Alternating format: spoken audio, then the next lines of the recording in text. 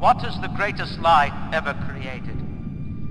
What is the most vicious obscenity ever perpetrated on mankind? Slavery, the Holocaust, dictatorship. No, it's the tool with which all that wickedness is built. Altruism.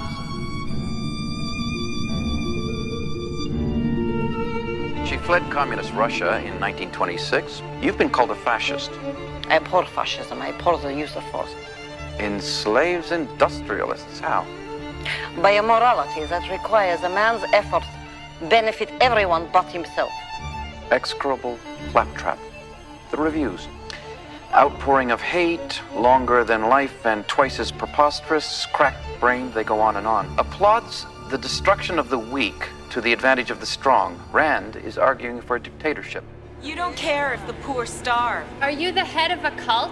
You're preaching selfishness. That's all it is. This country took you in and gave you refuge. Don't you feel you owe it anything? Yes, of course I do.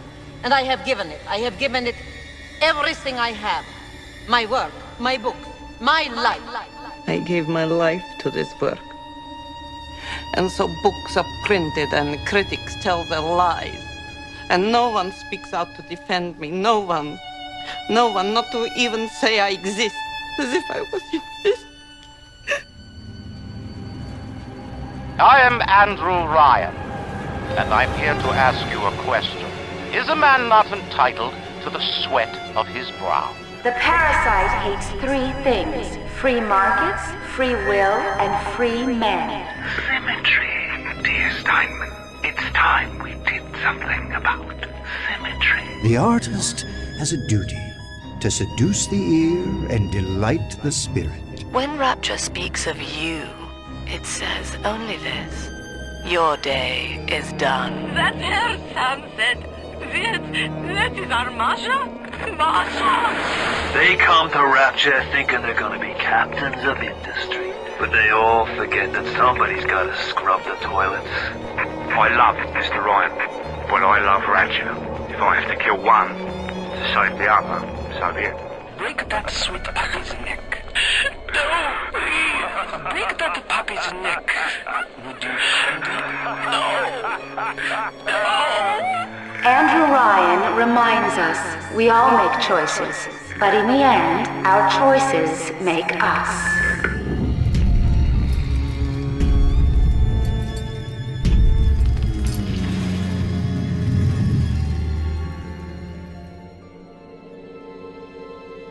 Bioshock is a critically acclaimed first-person shooter game released in 2007, which was developed by 2K Boston, later renamed to Irrational Games. Bioshock is a popular game title that is renowned by gamers everywhere, loved for its engaging story, its intuitive game mechanics, and its attention to detail. Due to Bioshock's popularity and financial success, the Bioshock experience has been expanded with multiple sequels and spin-offs, including Bioshock 2, Bioshock Infinite, and the Burial at Sea expansion packs. Bioshock is set in the fictional underwater city of Rapture just after the 1950s, when the world was engulfed in the Cold War and tensions from atomic nuclear warfare was high. A small group of frustrated business tycoons, scientists, engineers, and artists retreated into the newly constructed underwater city of Rapture, where their talents and passions were fostered and encouraged, whilst being free from outside government control. Because of the isolation and the many challenges of living in an underwater city, differences and conflicts grew within Rapture's population. Instability continued to escalate until a violent civil war broke out, which ravaged the city and destroyed the Rapture way of life. The player enters the game during the climax of Rapture's civil war, where the player, much like other characters, are manipulated to perform certain actions that go against their self-interest. By the end of the Bioshock experience, Rapture is is left as a dystopian ruin, where most of the memorable characters have either died or have fled the city. Through the engaging story of Bioshock and its memorable characters, the player is exposed to complex intellectual narratives and political ideas throughout their playthroughs, which are gaming elements that are rarely seen in modern games today. Because of its popularity, Bioshock is still referenced in various pop culture discussions relating to philosophy, politics, economics, and culture. Ken Levine, the creative lead of Irrational Games, purposely based most of the themes of Bioshock from Ayn Rand, a world-renowned philosopher of the 20th century. She was the author of many books, including The Fountainhead and Atlas Shrugged, which are widely influential works that are still read and referenced to this day. The City of Rapture embodies much of the philosophy Ayn Rand talks about, preferencing reason, individualism, and heroism above all else. Rapture also captures the spirit of early American culture, as it was a city that embraced liberty, capitalism, and small limited government. And so while most gamers might not be aware of the works of Ayn Rand or early American culture, if they have played this game, then they have been introduced to these themes indirectly. Because of this, Bioshock stands as the only video game in popular culture that has successfully encapsulated Ayn Rand's work and the themes of American classical liberalism into a gaming audience worldwide.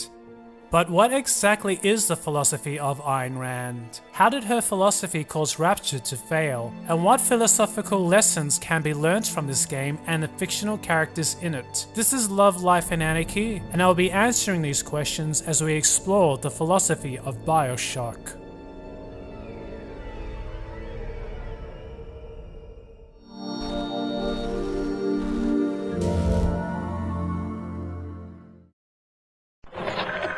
What is the difference between a man and a parasite? A man builds, a parasite asks, where's my share? A man creates, a parasite says, what will the neighbors think? A man invents, a parasite says, watch out or you might tread on the toes of God. The creator thinks, the parasite copies. The creator produces, the parasite loots. The creator's concern is the conquest of nature. The parasite's concern is the conquest of man. The parasite seeks power. He wants to bind all men together in common action and common slavery. He claims that man is only a tool for the use of others. That he must think as they think, act as they act, and live in selfless, joyless servitude to any need but his own. That man must work for others, concern himself with others, or be responsible for them. That is the role of a sacrificial object. I say that man is entitled to his own happiness and that he must achieve it himself, but that he cannot demand that others give up their lives to make him happy. And nor should he wish to sacrifice himself for the happiness of others. Andrew Ryan is the main protagonist of Bioshock and the most iconic character of the first game. He is described as an extremely successful American business tycoon, owning a significant chunk of America's coal, the second biggest railroad, and Ryan Oil. Being a self-made man, he held the conviction that men forged their own destiny and were responsible for their own path. Andrew Ryan shared many similarities with other protagonists from Ayn Rand's works, combining the egotistic moral ideals of Howard Rourke from The Fountainhead, the industrialist and entrepreneurial spirit of Hank Rearden from Atlas Shrugged, and the heroism and philosophy of John Galt, also from Atlas Shrugged. But the biggest influence of Andrew Ryan's character was Ayn Rand herself. In fact, his name is an anagram of hers. Andrew Ryan was born in Minsk, Belarus, not far from Ayn Rand's birthplace of St. Petersburg in Russia, which both became a part of the Union of Soviet Socialist Republics, or the USSR, after its revolution. Both Ayn Rand and Andrew Ryan lived through the October Revolution, where the Bolsheviks took control over the provisional government and politically transformed Russia into their socialist image. Inspired from Marxist ideology, the Socialist Republic Republic expropriated all means of production and nationalized private industries into the communist state. Ayn Rand's father had both his business and building confiscated by the Soviets, displacing her family and sentencing her to a life of poverty through communist rule.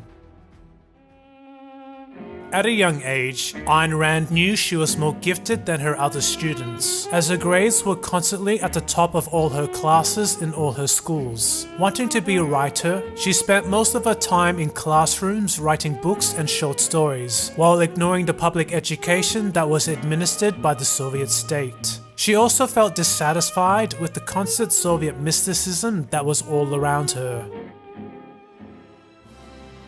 When she went to college, she attended political debates that hosted discussions that were openly against Lenin's regime and communist rule. In these schools, people who used to call each other friends would begin to accuse each other of being betrayers of the People's Revolution. The accused would then disappear from these schools, where they would be sent to prisons and gulags in political purges. Andrew Ryan's father, dissatisfied with Lenin's regime, would often speak against communist rule in his community as well. But once he got word from an Orthodox priest that he was targeted for a political purge, he fled the country with his son Andrew Ryan before it could happen. As a child, Andrew Ryan personally witnessed his family's friends get shot by the Red Guards as they tried to flee Russia. This was the first time he witnessed the brutality of the state.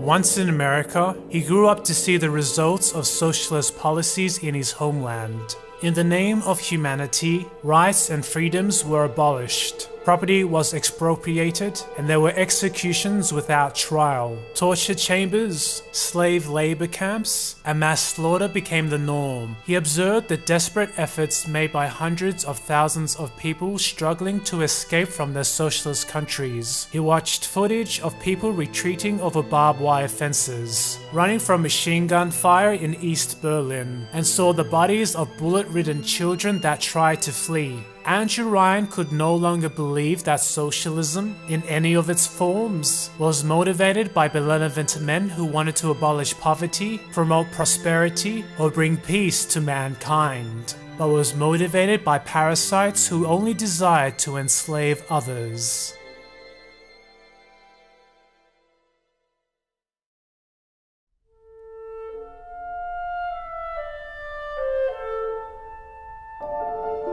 Come into this country, all things are possible for you. You can forget the past, you can have a brave new world. The things that Edison invented are so omnipresent in our society. We live in a world that Edison invented. Henry Ford was a revolutionary. He changed all of 20th century America. We're living in Henry Ford's world right now. As an industrialist, he championed advancements in aerospace, satellite, and spy technology.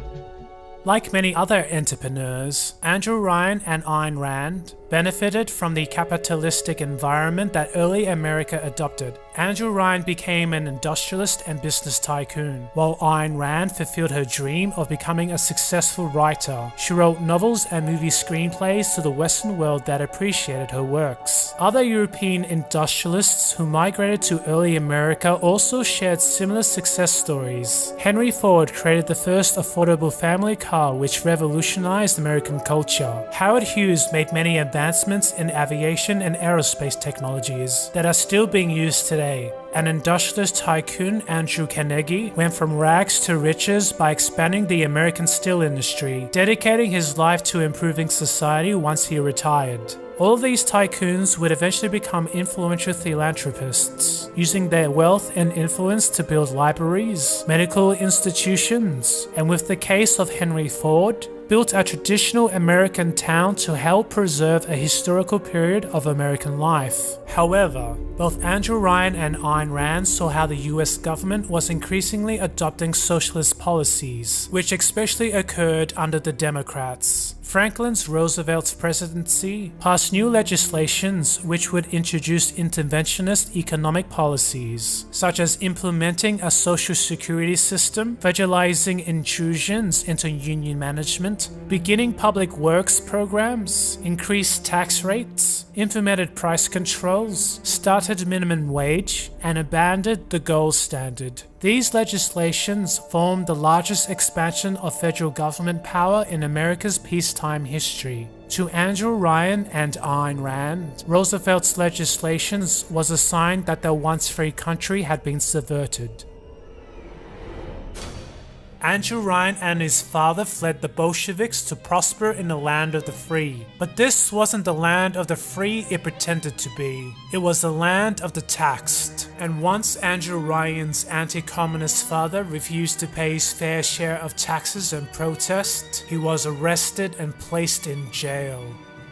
I despise what this civilization is becoming, Sullivan. First the Bolsheviks and then Roosevelt. Truman carrying on much of what Roosevelt began. Little men on the backs of great ones. It will only stop when real men stand up and say no more.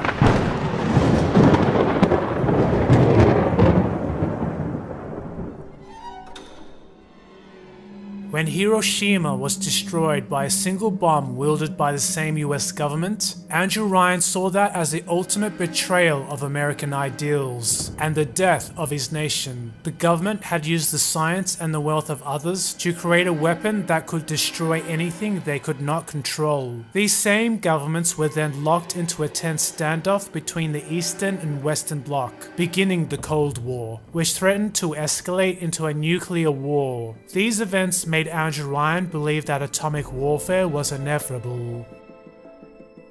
Where in the world is there a place for men like us? My father and I fled the Bolsheviks, and where did we end up? This isn't the land of the free it pretends to be. It's the land of the taxed. Every society is the same on the face of the earth these days. The potential destruction of civilization through atomic warfare is what finally motivated Andrew Ryan to order the covert construction of the underwater city Rapture, a city that was outside of government control, where politicians could not rule, and a place that was safe from nuclear warfare. The backstory of Rapture was heavily inspired by Ayn Rand's book, Atlas Shrugged. Atlas Shrugged. A big book. A big theme. What's it about? Simply put, the mind on strike. Whose mind? The minds that matter. Scientists, inventors, artists, industrialists, the motors that run the world. I show what happens when that motor stops. And what's that? Chaos, both spiritual and physical.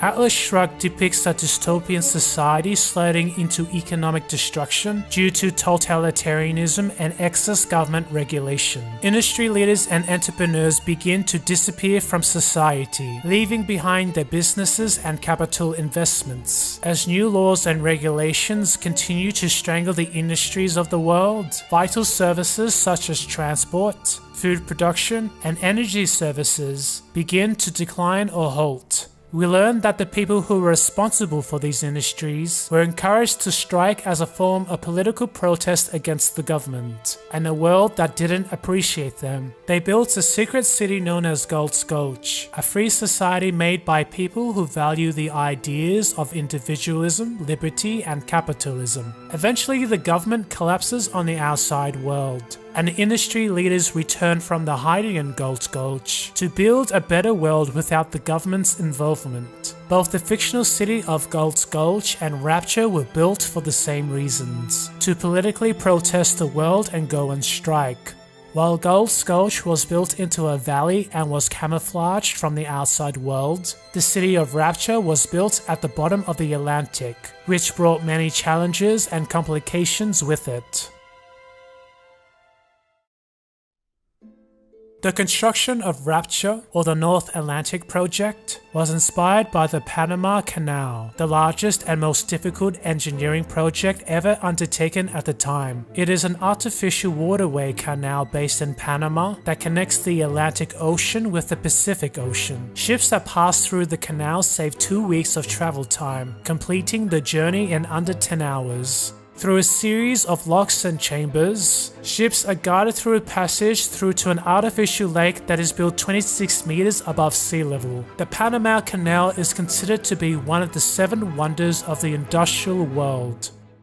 Andrew Ryan and his close team of engineers used the Panama Canal as an example of what was possible. It took most of Andrew Ryan's assets and resources to create Rapture, liquidating his coal assets, railway stocks, and oil companies to purchase the materials and laborers needed for construction. He also created a series of new technologies for the project, which included a see-through alloy that could withstand the high pressures of the sea, called submolecular bonding. It was used to connect the underwater structures of Rapture together. Buildings and structures were lowered into the seabed from the surface by deep-sea welders and mechanics. Buildings with aluminium frames were submerged and fastened into the seabed foundation, and ocean water was pumped out of living spaces once rooms were completed and airtight. Rapture was also constructed near a massive hydrothermal vent, providing a near-endless supply of geothermal energy that was harnessed by Andrew Ryan and his engineering team. It provided Rapture with an abundance of heat and power, avoiding the need for coal, oil, and solar panels. The goal of Rapture was to be a self-sustaining city that could run itself without intervention from the outside world. It would be out of the control of the warmongering great powers of the surface, which included the United States government, British intelligence, and the Soviet bloc. It was expected to grow across the seabed until it eventually spread out onto the top of the sea. The great city-state would then outcompete with the nations of the world and replace them, becoming the capital city of the new world.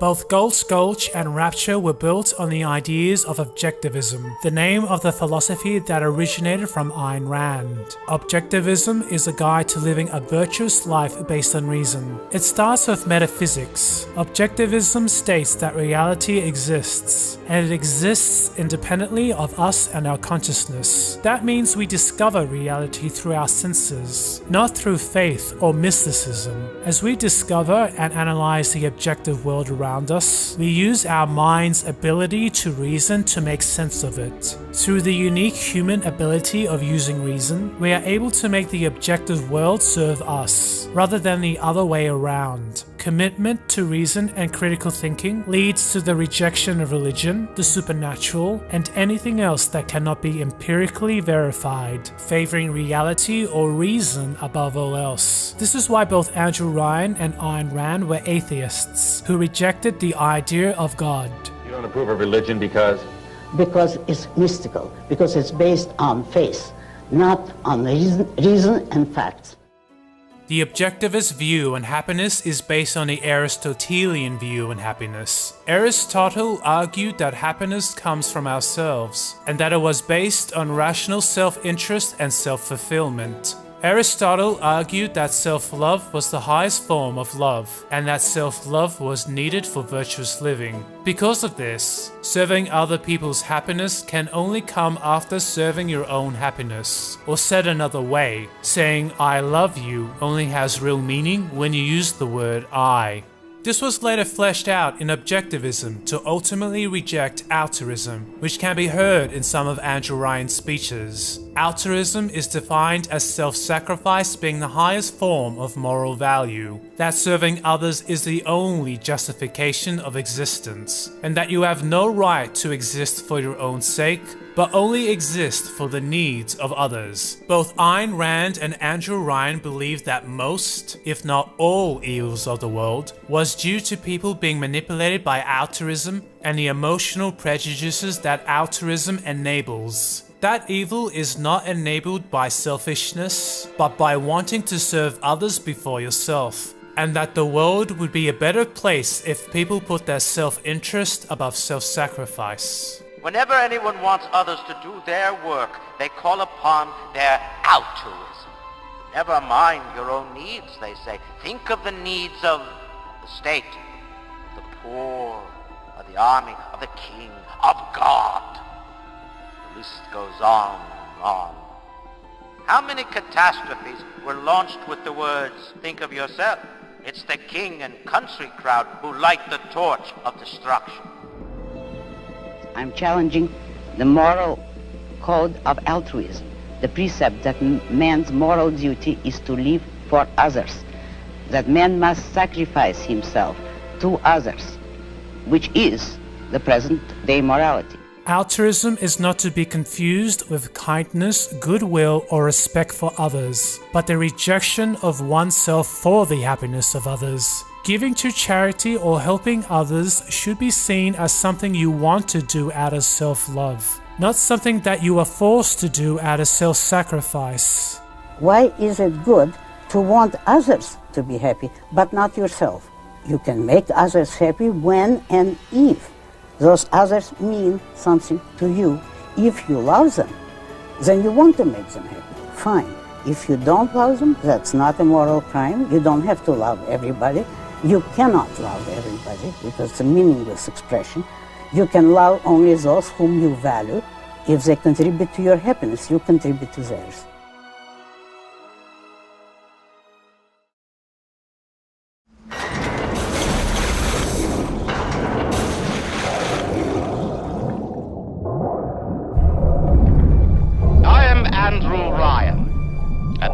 To ask you a question. Is a man not entitled to the sweat of his brow?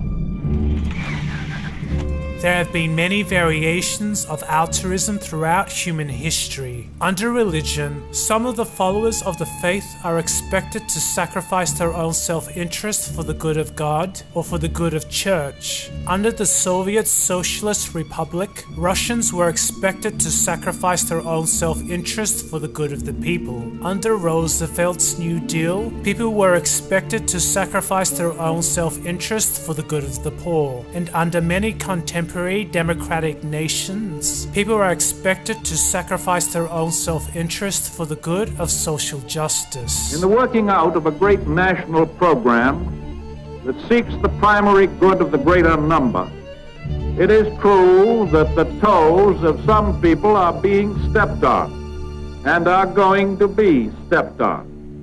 But these toes belong to the comparative few who seek to retain or to gain position or riches or both by some shortcut that is harmful to the greater good. There is nobody in this country who got rich on his own. Nobody. You built a factory out there, good for you, but I want to be clear, you moved your goods to market on the roads the rest of us paid for. You built a factory and it turned into something terrific or a great idea.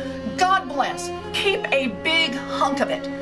But part of the underlying social contract is you take a hunk of that and pay forward for the next kid who comes along. And what we then do is ask for the wealthy to pay a little bit more. Bridges, if you got a business, that you didn't build that. Somebody else made that happen.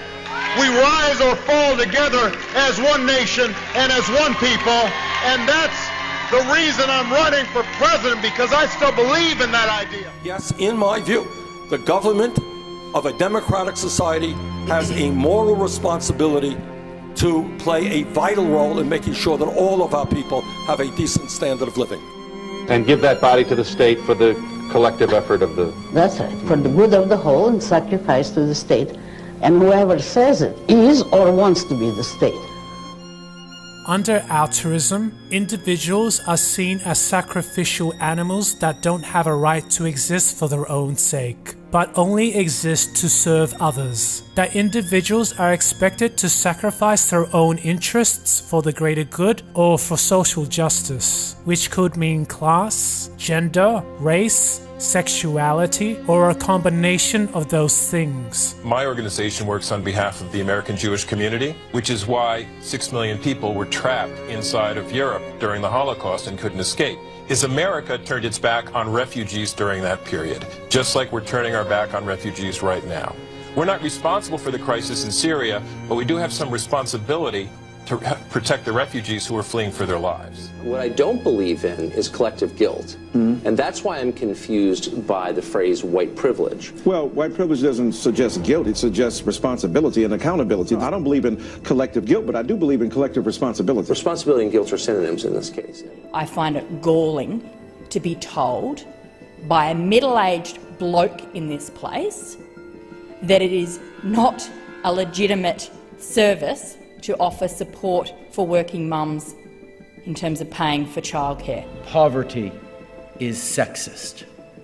Our societies cannot succeed without the full participation and empowerment of women and girls. The only differences in all of these examples is the question of who is to be sacrificed and to what cause. A free and rational society is one where man lives by his own mind. For his own sake, he neither sacrifices himself to others, nor sacrifices others to him.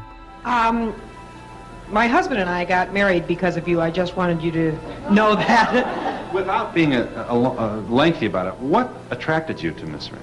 I liked the idea of not being ashamed to be proud of what I am and who I am. And that's basically it. You feel there's pressures? In today's society, I think there's a great deal of pressure.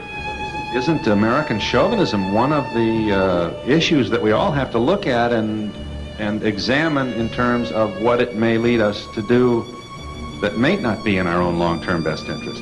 I really don't see that as a problem. I see as a problem what she was talking about in Iran, where we have the technology, the intelligence, and everything else, give it to everybody else, and then all of a sudden we turn out to be the bad guys. Where is the justice?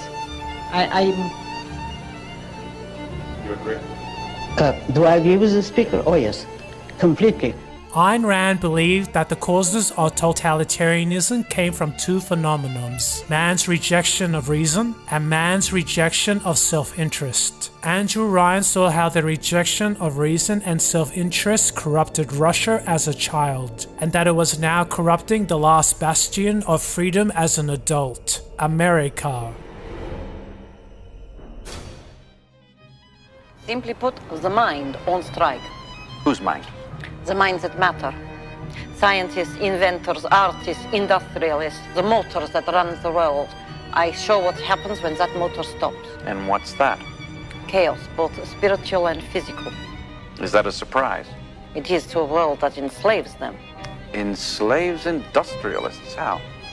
By a morality that requires a man's efforts benefit everyone but himself. On the surface, the parasite expects the doctor to heal them for free, the farmer to feed them out of charity. How little they differ from the pervert who prowls the streets looking for a victim he can ravish for his grotesque amusement. Andrew Ryan intended to prove that reason and self-interest was at the root of all successful civilizations, that self-interest fueled the growth of business and freedom, and that the tentacles of government could only get in the way of that, damaging the progress of science, technology, and growth.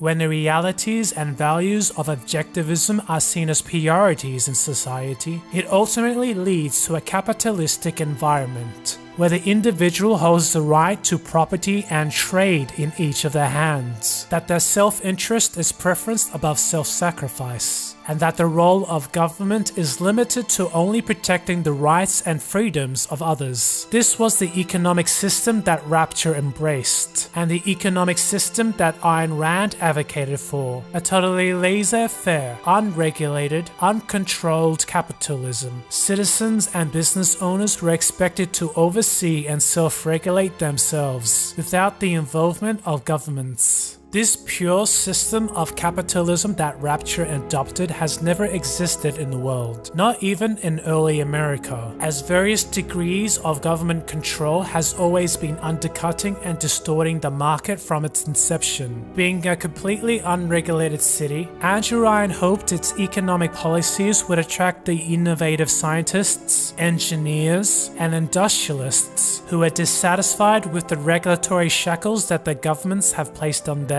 and their industries. They were compelled to join Rapture and work towards its vision of free men and free industry. This unbridled capitalism is represented in Rapture as the Great Chain, a metaphor that describes the binding force of all actions in a market economy. I believe in no God, no invisible man in the sky. But there is something more powerful than each of us, a combination of our efforts, a great chain of industry that unites us. But it is only when we struggle in our own interest that the chain pulls society in the right direction. The chain is too powerful and too mysterious for any government to guide. Any man who tells you different either has his hand in your pocket or a pistol to your neck.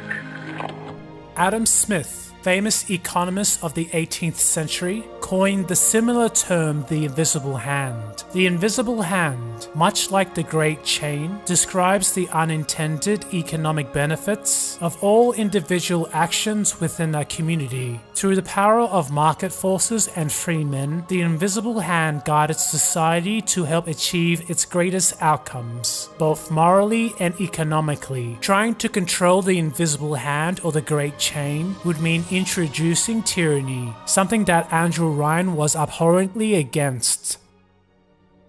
While the construction of Rapture was challenging and extravagantly expensive, Andrew Ryan's greatest fear was that Rapture would eventually be found out by external governments. Governments, unions, and communists could one day worm their way into the city and pillage its mysteries for the outside world. The new technologies that was used to build the new colony, such as submolecular bonding, could be stolen, patented, and made a fortune on. Governments could also use these technologies to help give them the advantage in the Cold War. It was important for its new citizens to commit to Rapture and not expose its secrets, as secrecy was Rapture's only defense against external governments. This led to Rapture's single governing policy, which, apart from policies against murderers, thieves, and rapists, would become Rapture's only rule. No contact with the outside world. Immigrating to Rapture was a one-way trip. There would be no contact with the outside world once inside. No trade, no letters, no money transfers, and no correspondence with the surface. No one could leave until Rapture was larger, more established, and the risk of nuclear war had gone, which Andrew Ryan predicted it would take at least a generation. Nobody could come in or out without authorization. People were expected to live there, trade there, and make it work, which requires the complete commitment of its citizens. Everyone who was invited to Rapture was made to understand this rule and consented before they could join. Rapture wasn't a city to visit, it was a way of life. Although it could be argued that Andrew Ryan was justified in setting up this one policy to protect Rapture's existence, the complete restriction of free trade and travel with the outside world is something that capitalism and objectivism does not advocate. Even in early American history, where its economic policies were similar to Rapture's, Europeans were still free to leave their country and return home if they were dissatisfied with the American experience. Rapture didn't share this policy. Andrew Ryan's one rule more closely reflected the totalitarian policies of self-described communist states, such as North Korea, East Germany, and Soviet Russia, where people were not permitted to join or leave without authorization. So while Rapture embraced the free market and laissez-faire policies within the city, it was closed off from trade and contact outside of it. This one rule would later create significant economic, cultural, and political conflicts, which would ultimately lead to Rapture's civil war.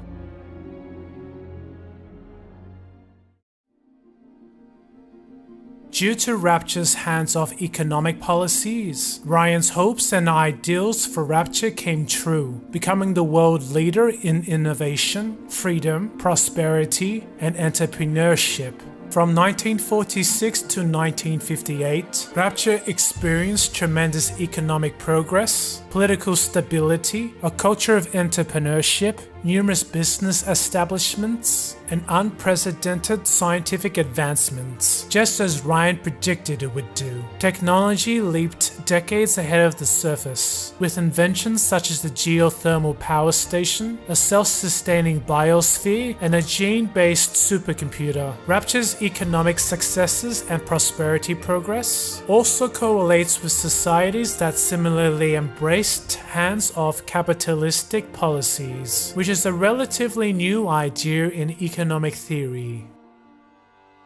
European powers used to adopt the dominant economic theory of mercantilism, where mainstream economists advocated that state power was needed to regulate the nation's economy for the purpose of building a wealthy and powerful state. But many anti-mercantilist economists found important flaws within its theory, namely that prices and wealth was not fixed, and that the value of trading with other rival nations was understated. By removing the restrictions and regulations in mercantilism, they argued that all commerce in agriculture and economy would flourish. These anti-mercantilist thinkers would become the French economic movement called the Physiocrats. The Physiocrats were the first to develop the idea of laissez-faire economics, arguing that markets function best when it's free of government constraints and meddling. These economists argued that it was self-interest that drove the economy, not state power, which directly counters the theory of mercantilism. This laissez-faire theory was developed 100 years before the Industrial Revolution, having the foresight to predict the basis of economic growth before it happened. The Physiocrats was later enforced by Adam Smith in his magnum opus, The Wealth of Nations, where he also advocated for a free market that regulated itself through self-interest, conceptualizing the metaphor of an invisible hand that worked like the great chain.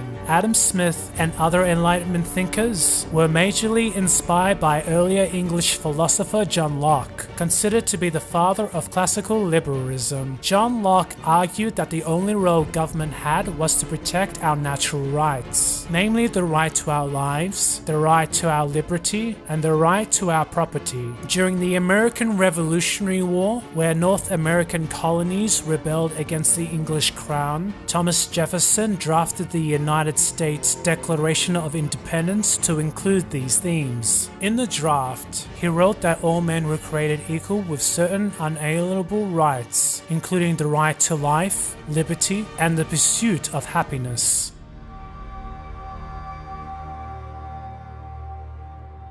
Once North America achieved its independence, the Bill of Rights was constitutionalized to protect individual liberties over entrenching governmental powers. The nation embraced a culture of freedom and entrepreneurship, which, similar to Rapture, attracted the more driven Europeans who were dissatisfied with the rule of kings and emperors within their own nations, allowing them the right to forge their own destinies in America. The limited government and freedoms that America embraced meant the economic growth of the United States jumped to the international lead, even outcompeting the industrialized society of Britain. The first transcontinental railroad, built in America by 3 private companies, transformed the country into an economic powerhouse. The United States will later become the world leader in applied technology and industrial progress. 500,000 of new American patents were issued for inventions in 30 years. Thomas Edison established the first electrical lighting grid, powering streetlights at night and electric streetcars in Lower Manhattan. The North American Kerosene Gaslight Company produced affordable kerosene, which replaced whale oil for lighting homes. And Henry Ford revolutionized revolutionized the assembly line, making the Ford Model T car available to the middle class across America. Because of these factors, the US economy rose its fastest rate during the late 19th century, which is described as America's Gilded Age. In the Gilded Age, real wages, wealth, GDP, and capital formations all increased rapidly.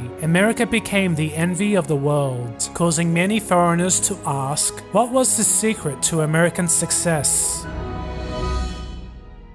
However, many of these wealthy industrialists and financiers would be negatively criticized and denounced as robber barons by their critics. These critics argued that their fortunes were not earned through the self-determination of their efforts, but through the expense and exploitation of their workers. But other admirers disagreed, arguing that they were not robber barons, but captains of industry, who were responsible for establishing the core of America's industrial economic power, as well as helping non-profit charities through personal acts of philanthropy. You are my ideal of a self-made man, wrote one admirer. You are loved by thousands of people all over the world, gushed another. You have done more good and accomplished more for the people than any man living. Do not let them discourage you. During America's Gilded Age, wage labor was widely condemned as wage slavery in socialist and working class circles. Labor leaders and communists would almost always use the phrase wage slavery or wage exploitation instead of wage labor when describing the nature of the working class. As the economic shift towards wage labor gained further momentum in America, working class organizations became more militant in their efforts to strike down wage labor and the system of capitalism, which peaked with the assassination of the 25th president, William McKinley. Capitalism was also criticized in that it distributed wealth unequally. The wages that workers earned could never match the value earned by the captains of industry who built and transformed America's economy. The wealthiest 2% of American households owned more than a third of the nation's wealth, while the bottom 40% had no wealth at all. This created resentment throughout the lower classes, which was additionally fueled by the socialist narrative. Despite the philanthropy efforts of business tycoons, the disparity between the working class and capitalist class prompted the rise of socialist, anarchist, and communist groups within America, along with worker strikes and militant labor movements. Socialist policies also became entrenched in government policies, manifesting into Roosevelt's first and second New Deal, which forever changed the economic culture of America through public policy. Both Ayn Rand and Andrew Ryan, who lived through a similar paradigm change in Russia, saw worker unions and similar socialist movements as irrational, evil, and parasitical. The parasites who adopted the collectivist narrative of altruism and social justice were not interested in liberation, progress, innovation, or success, but were only interested in exploiting and enslaving others.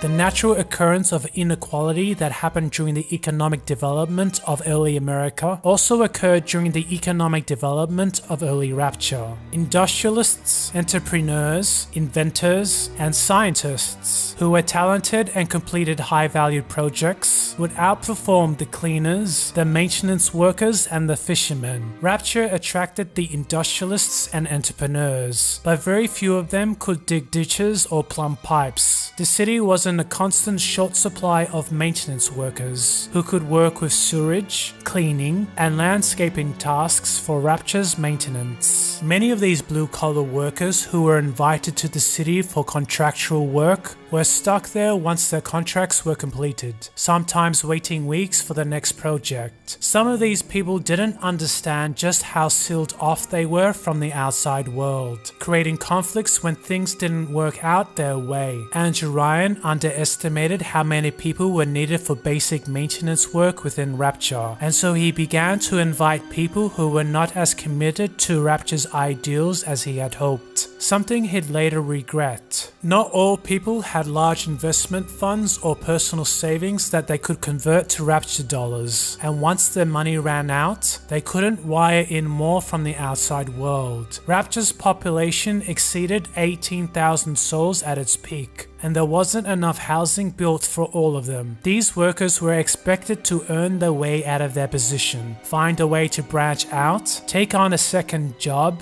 and invest, just like what Andrew Ryan did when he arrived in America. To Andrew Ryan, Rapture was not a prison, but liberation from the outside world. Others didn't share that viewpoint.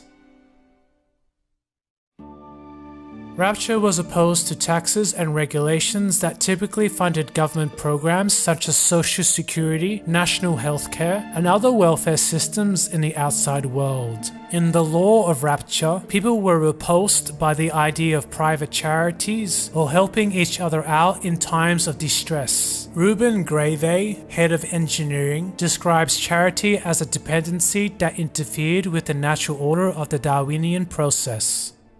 Before the government enabled welfare policies, charities and mutual aid were organized through private communities and mutual associations, known as friendly societies. Friendly societies provided financial and social services to private individuals, offering them the services of charity, insurance, pensions, and cooperative banking without the objective of turning a profit. These mutual organizations composed of volunteers who joined together for a common financial or social purpose that would be based according to religion, politics, or trade affiliations. These societies are still widespread in many parts of the developed world, but because of modern insurance and the compulsion of the welfare state, they are not as prominent as they used to be. There is no reason to suggest that the citizens of Rapture would not help each other in times of need, as many of them were friends that shared many common interests. In the fictional town Gold's Gulch, which the Rapture City was inspired by, the citizens were made up of friends, companions, and even lovers who helped each other because of the similar values that they all shared. This reality was not demonstrated in Rapture. Instead, people were depicted to be fiercely against each other and were divided through class conflict. None of the 18,000 people in Rapture were interested in helping anyone out, making private charities or friendly societies non-existent in Rapture.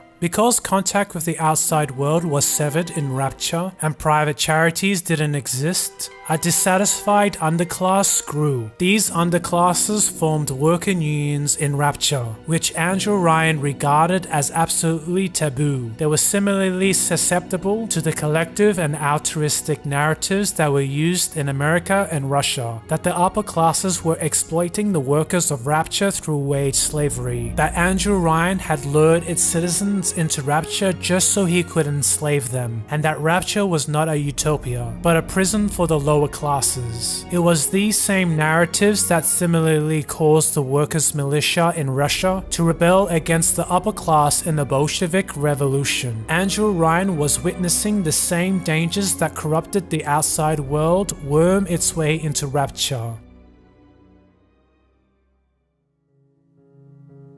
The two major characters that formed these union groups and pushed this narrative was psychiatrist Sophia Lamb, who was initially invited to Rapture to help soothe the distressing psychological effects of living under the ocean, and the con artist Frank Goland, who stole the identity of Frank Fontaine in order to swindle his way into Rapture as a fishing contractor. Andrew Ryan initially invited Sophia Lamb to provide counseling for the isolated population of Rapture. Sophia Lamb was a firm believer of the utilitarian ideal of the greater good, meaning that the best behaviors are the ones that maximizes the interests of the collective, which was the ultimate value people should be striving for. While Andrew Ryan believed in rational self-interest and rejected altruism, Sophia Lamb rejected rational self-interest and embraced altruism. militarism. It wasn't long before she clashed with Andrew Ryan and his ideas, creating a new subversive movement within Rapture. To Sophia Lamb, a true utopia could only be based in unity and collective sharing, not through individualism and property rights. Sophia Lamb's gradual revolution would first be placed in the minds of her patients through her therapy sessions, and then through action. She had the goal of transforming Rapture from within. In her therapy sessions, she noticed that her patients held feelings of mistrust towards Andrew Ryan. They felt they were misled into what Rapture would be like, and why they were brought underwater. She discovered that social anxiety was more prevalent in the lower classes than the higher class. The patients who saw Sophia Lamb were immediately exposed to a collectivist rhetoric. She attempted to sway the distressed workers of Rapture away from Andrew Ryan's individualist philosophy into a collectivist, altruistic one. Andrew Ryan soon discovered that it was Sophia Lamb who was encouraging these worker unions and class conflicts. Hoping to discourage Lamb's influence in Rapture, Andrew Ryan would invite her to a series of public debates to show the flaws in her reasoning. But the debates had the opposite effects. The lower classes found Sophia Lamb to be more likable and relatable, while Andrew Ryan's rhetoric of the Great Chain held little appeal. Eventually, Lamb became so much of a threat to Andrew Ryan that he resorted to less ethical means to bring her under control. After discovering her true intentions, he arrested Sophia Lamb and placed her in a makeshift penal colony in Rapture. She eventually escaped from her prison after the events of the original game, and transformed her followers into a religious cult. This religious cult, named the Rapture Family, were the committed believers of Lamb's collectivist ideals, becoming Rapture's zealots and the main antagonists of the second Bioshock game. Frank Fontaine, the second character who promoted the opposite narrative in Rapture, was the main antagonist of the first Bioshock game. He is described as a con man, a criminal mastermind, and the arch enemy of Andrew Ryan, who led the power struggle that started Rapture's civil war. Before he was Frank Fontaine, he was an orphan who worked as a stage boy in a theater. He appreciated the power of acting, that his peers could influence their audience through performance art, costumes, and misdirection. With his experience at the theater, he would later undertake multiple fake personalities and identities, which helped him swindle unsuspecting victims, changing his name from Moskowitz to Winston to Goland, and even Wang when he pretended to be a Chinaman for 6 months. His last job before he joined Rapture was being a bookkeeper for a gambling ring. He would use his acting and manipulation skills to fix the results of fights to his advantage, as well as overhearing private rumors that helped him organize his bets. He first learnt of Rapture when a federal agent pressured him to find underground rumors pertaining to Andrew Ryan's secret North Atlantic project. Frank Goland first heard of Andrew Ryan while he was hiding in a freight train and on the run from the law. Riding in the boxcar, he found an old newspaper about the newly minted industrialist. There was a picture of Andrew Ryan standing in front of the skyline of Manhattan, with a building with his name on it. This heroic image of Andrew Ryan stirred an emotional response from Frank. Whatever he's got, I want it. And I'm gonna take it from him. When he discovered that the same Andrew Ryan was managing a secret project in the North Atlantic, it fascinated him. Millions of dollars were being sunk into the ocean. It attracted him in like buried gold attracted a treasure hunter. He wanted to scoop some of it up. Once Frank Goland was able to find out about the existence of Rapture through blackmail and manipulation, he took on the persona of Frank Fontaine, who was the identity of the fishing boat captain he had killed to get into Rapture. Frank knew that Rapture was some sort of utopia, but he also knew what happened with utopias. He thought of the Soviets, how their fine words about the proletariat and working man's paradise had turned into gulags and breadlines. Utopia was a perfect opportunity for men like him, and once this undersea utopia fell apart, Frank would be there with the whole society to feast on.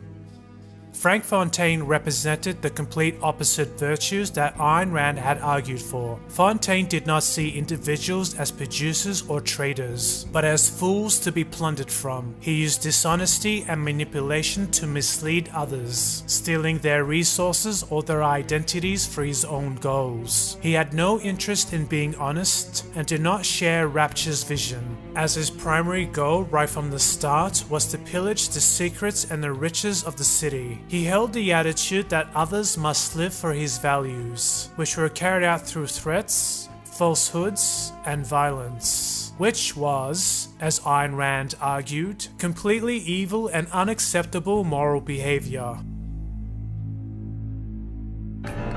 Frank Fontaine was initially invited to Rapture because the fishing ships that he stole could be used to supply Rapture with resources. But being part of the fishing trade also gave Fontaine access to something that made Andrew Ryan nervous: the outside world. Fontaine's ships and subs left Rapture on their own accord, able to contact anyone from the surface. Once Fontaine noticed that the people of Rapture were getting sick of eating fish, he started to smuggle in beef and other goods that were impossible to find in Rapture. His smuggling ring would expand to include additional contraband items, including Bibles, cigarettes, and newspapers. Andrew Ryan had suspicions that Frank Fontaine was behind the smuggling ring, but he was unable to prove it, as Frank was experienced in the black market and could cover his tracks. The appearance of contraband angered Andrew Ryan, not necessarily because people were trading with the outside world, but because the continual exposure with the surface placed Rapture's secrecy at risk, which is why he implemented the no contact with the outside world policy. By imposing this trade policy, the Great Chain was forcefully pulled towards the direction of Andrew Ryan, resulting in a form of tyranny that stopped the supply of goods from the outside world. But as people grew dissatisfied with their living conditions and demanded goods from the outside world, it pulled the Great Chain back towards the people. This demand was fulfilled by Frank Fontaine and his smuggling ring. He earned the first of his Rapture riches through the black market this way. This kind of government interference is similar to how the government tries to control the war on drugs. When government restricts trade on specific items that people want, such as drugs, they create a black market. The black market, through its artificially strong profit motive, attracts the more ruthless and dangerous people to fulfill that demand, similar to the way Fontaine was drawn to it. These kind of smugglers, cartels, and mobsters are only around because the governments artificially created that environment for them to do business in. They could not exist as businesses if governments respected free trade and respected the rights of the individual. It is the government that created these black markets through their policies, and it was these policies that encouraged people like Fontaine to do business in them to fulfill that demand. Players can argue that Andrew Ryan was justified in restricting trade with the outside world, but players cannot argue that Andrew Ryan supported free trade or capitalism in principle from these policies. By restricting trade and banning certain goods from the outside world, he increased the power of his own government and interfered with the rights of the individual, something that Ayn Rand and free market economists do not advocate. The smuggling ring that Fontaine operated earned him significant resources within Rapture, but he wanted more power and influence before he was satisfied.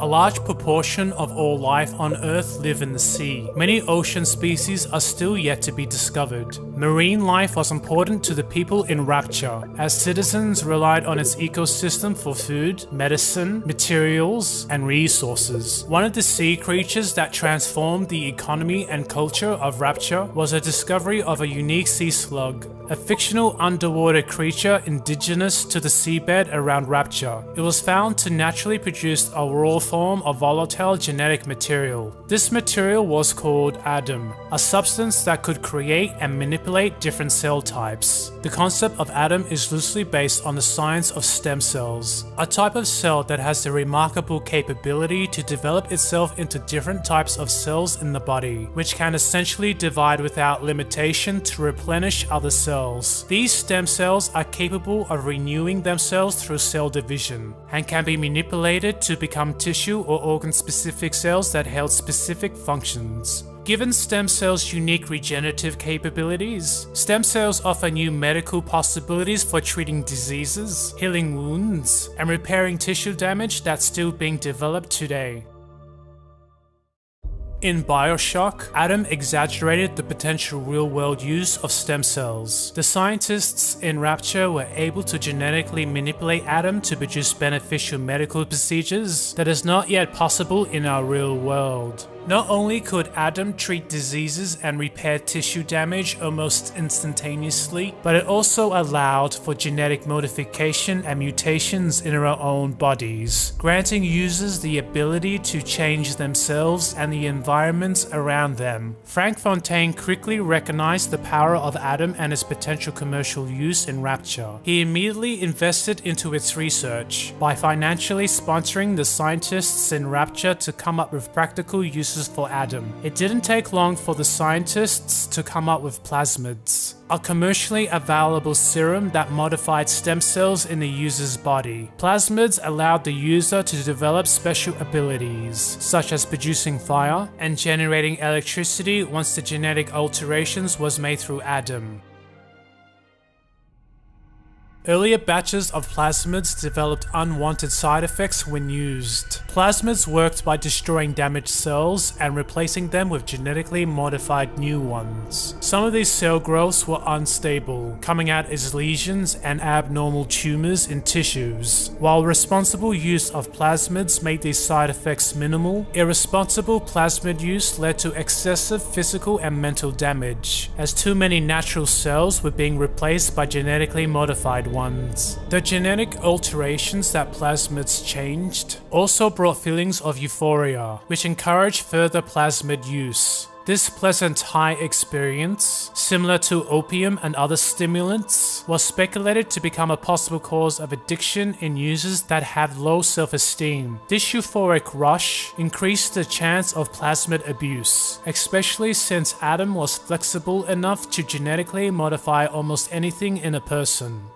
The mental addiction of plasmids was a concern to the scientists, but to men like Frank Fontaine, he saw this as an exploitable business model. Bridget Tenenbaum, one of the scientists working on plasmids, was interested in developing an improved version of plasmids that minimized the side effects and removed the addictive nature of plasmids, but Fontaine argued against it, pushing to release these plasmids into the market in its current unstable form.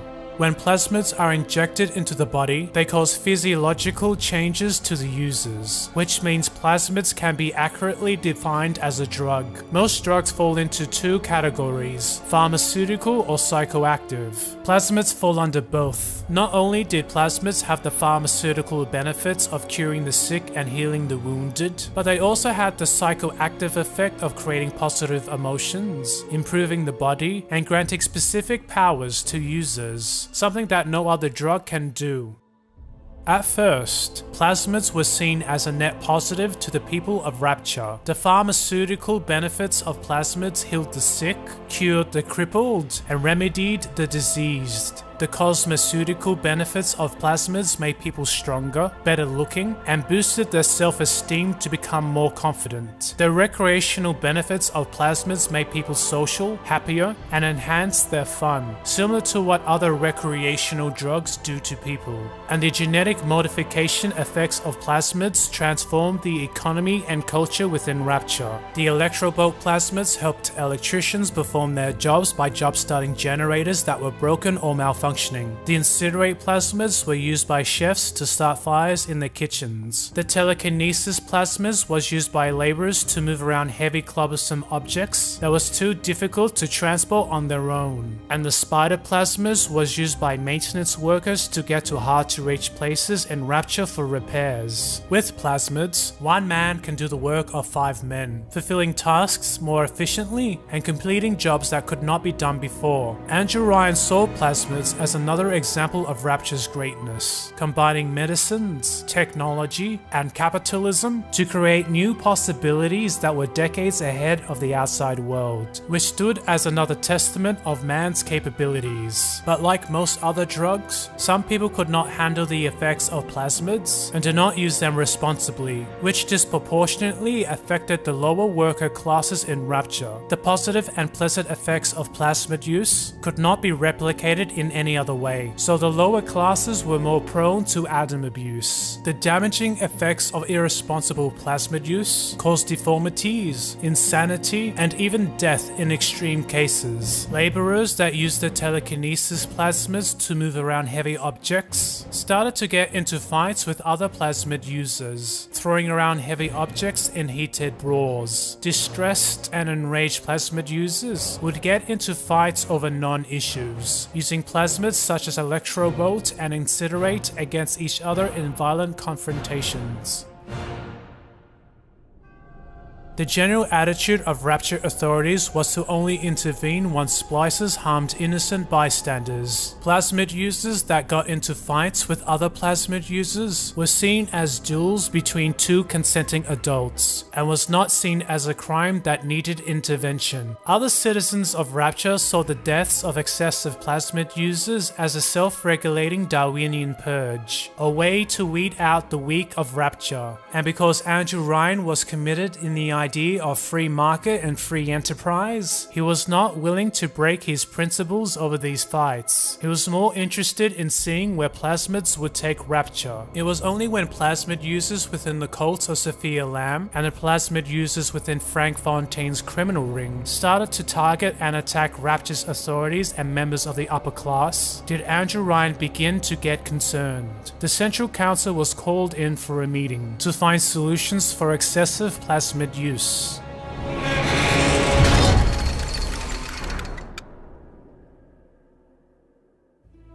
Rapture's Central Council was comprised of a very loose commission of Rapture citizens that oversaw enterprise and kept an eye on Rapture affairs. Some of the members of the Central Council include the head of security Sullivan and the head of maintenance Bill McDonough. Ryan was anti-government and was a non-interventionist. He didn't like to get involved in Rapture affairs unless it was imperative to do so. While Andrew Ryan took advice from his inner council members, the direction of Rapture would ultimately be decided by him, as he built the city and felt he was ultimately responsible for its future.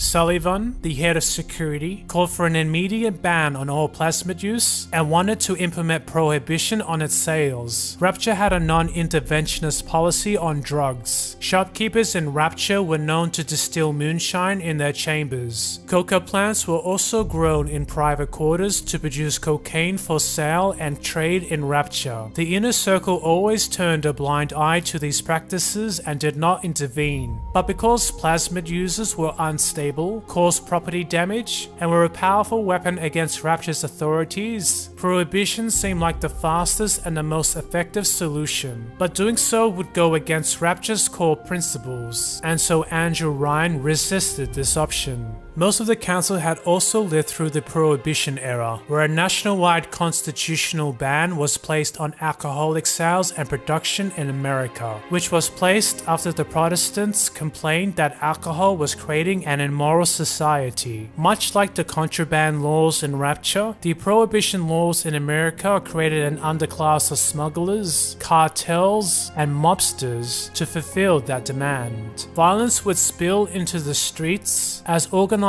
crime groups would compete with other gangs in the black market. Prohibition was eventually repealed by the Roosevelt presidency during the Great Depression, mostly because of the negative economic effects it had in agriculture business and the general economy. After its appeal, the original supporters of Prohibition openly admitted that Prohibition was a failure. This experience in American history, as well as upholding the values of what Rapture was founded on, influenced Andrew Ryan's decision in declining the plasmid ban. Another option, raised by Bill McDonough, was to compete with Frank Fontaine in the plasmid industry. To Andrew Ryan, Fontaine was seen as a competitive rival, fueling the fires of Andrew Ryan's ambitious spirit. He didn't want Fontaine to dominate the market, so Ryan Industries considered competing with him in a spirit of free enterprise. He planned to produce better and more useful plasmids that didn't have the side effects of the original batches, which would take a considerable amount of time and money to produce. Side effects and atom sickness was the only market constraint that kept responsible plasmid users from buying more. If Ryan Industries could resolve the issue of unwanted side effects, they would have a better product and would hold a more powerful position in the market. By the end of Minerva's Den, Dr. Tenenbaum had successfully created a plasmid that reversed all of the negative side effects of atom abuse. So it was possible to control the negative effects of plasmids given enough time and research. But time is something the Central Council didn't have. Sullivan had an informant inside Fontaine Futuristics that warned them that their scientists were working on a chemical pheromone that was able to control and manipulate splicer behaviors. On completion, Fontaine would eventually be able to control some of the splicers directly. It was becoming clear to Andrew Ryan that Fontaine was a predator who did not have Rapture's best interests at heart. He already held suspicions that Fontaine was behind the smuggling ring, and now the possible pheromone production. He had become a bigger threat to Rapture than originally anticipated. It was only then did Andrew Ryan establish laws in Rapture and enacted policies on its citizens. Rogue splicers that caused significant danger to others and started fights were to be arrested.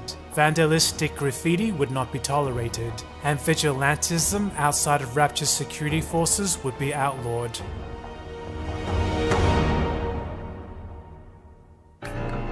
Frank Fontaine felt the increased security presence intrude into his smuggling ring and his plasmid business, which threatened his goals and his interests. Even with his profitable plasmid business and his criminal ring, he still could not beat Andrew Ryan and the citizens loyal to Rapture in a confrontation. He was also threatened by Sophia Lamb and her followers, as her faction would also be in the way if he was successful in overtaking Andrew Ryan and his city.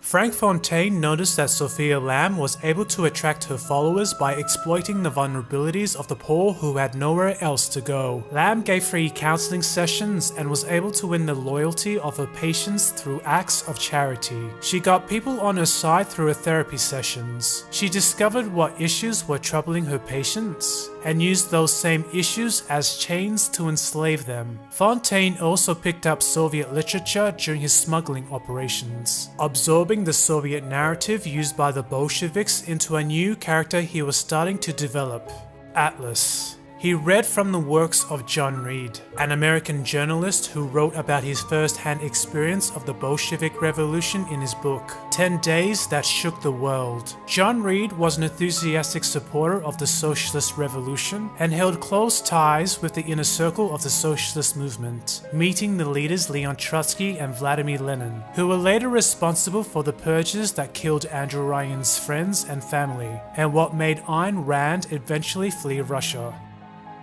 Fontaine pored over the accounts of John Reed and the lives of Soviet idealists, changing paragraphs and terminologies of their narrative to suit Rapture's culture. He'd heavily rely on speeches delivered by Soviet leaders in order to appeal to the lower classes of Rapture. To gain moral support of the lower class, Fontaine used his profits from his plasmid business to set up charities around Rapture, including Fontaine's Home for the Poor and the Little Sisters Orphanage. Frank held no real compassion for his fellow man and was using these charities as fronts to fuel his own schemes.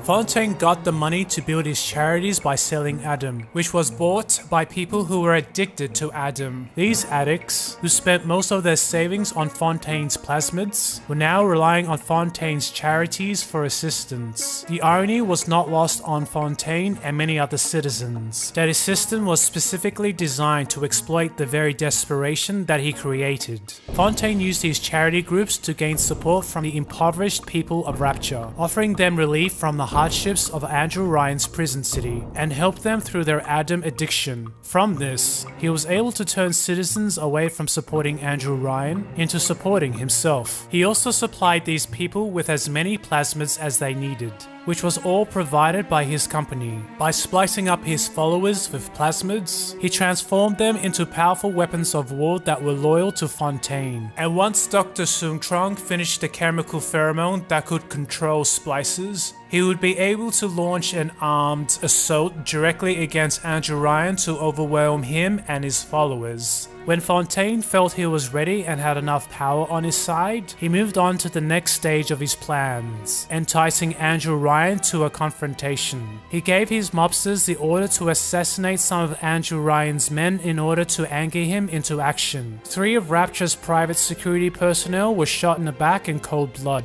and were laid out side by side for Andrew Ryan's inner circle to see. It didn't take long for Andrew Ryan to organize an armed assault against Fontaine in retaliation. In the bloody shootout that followed, it was believed that Fontaine was killed in action.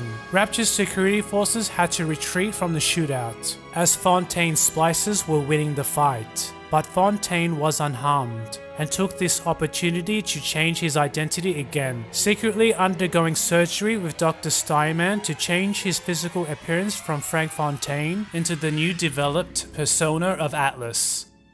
Although Andrew Ryan thought he was successful in killing Frank Fontaine, he wasn't successful in finishing his smuggling ring and the splicers that retreated from the shootout. These groups rallied under a new separate faction which would later be led by Atlas. It was here when Andrew Ryan abandoned his ideals of a non-interventionist Rapture and issued policies that resembled fascism to respond to these separatists. A curfew was implemented and enforced. Checkpoints were established that restricted citizens into authorized areas. Identification cards were needed to be carried by the people of Rapture. The presence of security turrets and security bots was increased, and capital punishment was placed on smugglers and rogue splicers that committed crimes. Andrew Ryan knew that he was following in the steps of totalitarian Soviet Russia. He justified that these actions were needed to get the situation stabilized.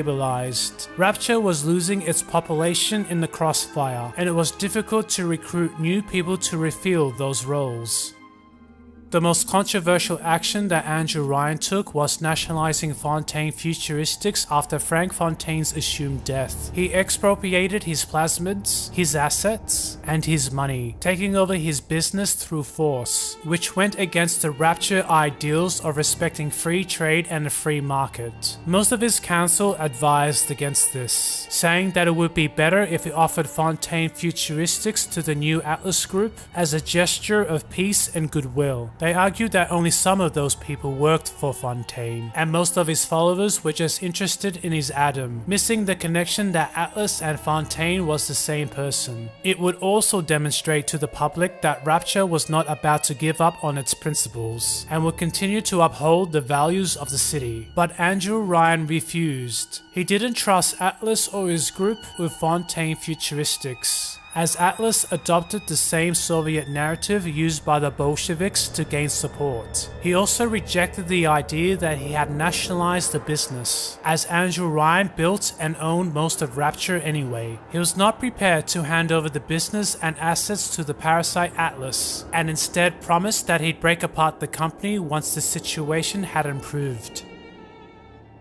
As Andrew Ryan adopted more authoritative policies that eroded the freedoms of Rapture, Atlas was able to use those policies against him to gather more support. The city's poor became the base of his new political movement. putting on theatrical performances as his new Atlas persona at Apollo Square. In his numerous public speeches, he said that the people had been lied to over and over again by Andrew Ryan, that he promised them a free market, but took over Fontaine Futuristics by force. Rapture was now a police state, with curfews and blockades implemented onto its own people. This was not utopia, it was a prison.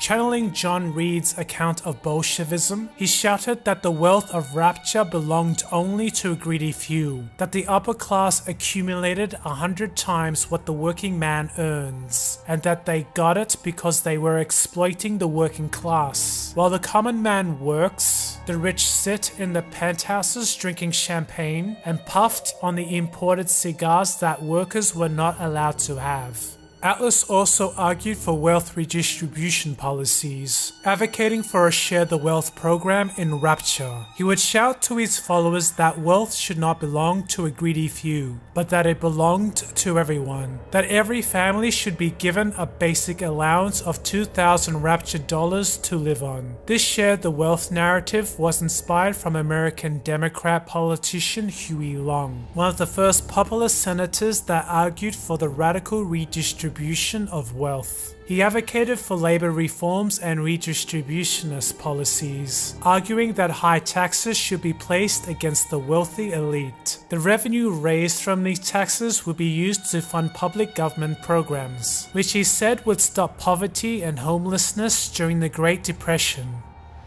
That the 25 or more million American families shall have a homestead, a home, and the comforts of a home, including an automobile and a radio, the things it takes in that house to live on.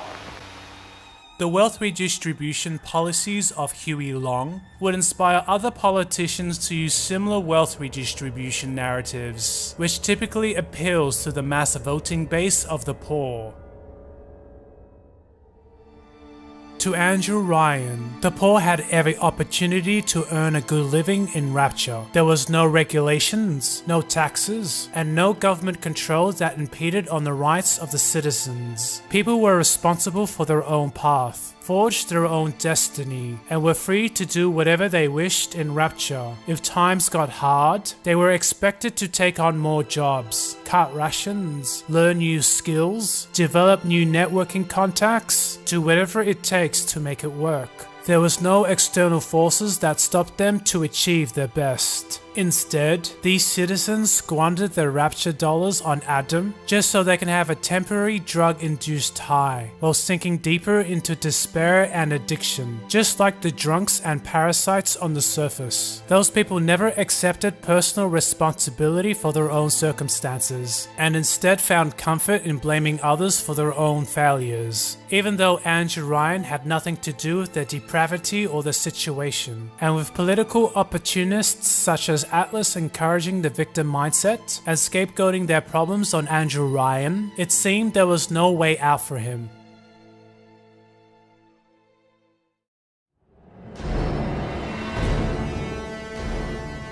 The rising militancy of the political movement behind Atlas threatened Andrew Ryan, and a civil war was brewing. Factions and alliances were quickly forming in Rapture. It seemed there was no way out for him.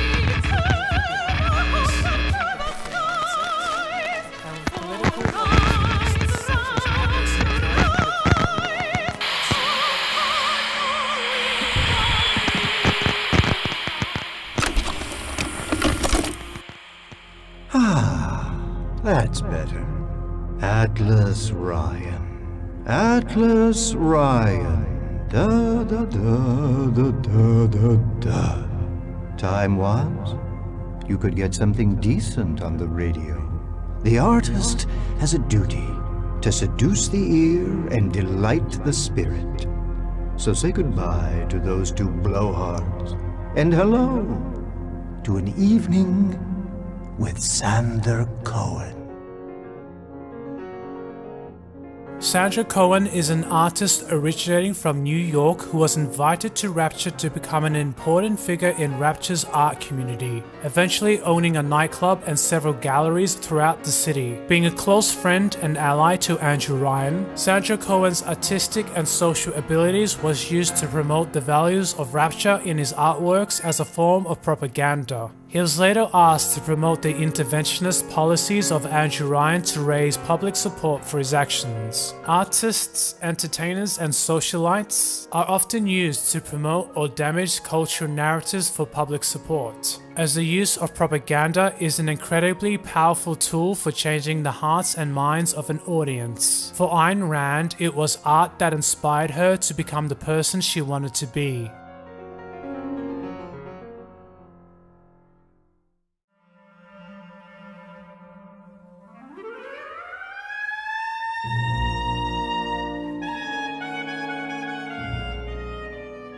Ayn Rand was a teenager when foreign films were first allowed to be shown in Russian movie theaters. Her first precious glimpses of America came to her in cinema, where Rand was exposed to the shots of streets and the skyline of Manhattan. It resonated in her the vision of free men, which was full of glamour and romanticism.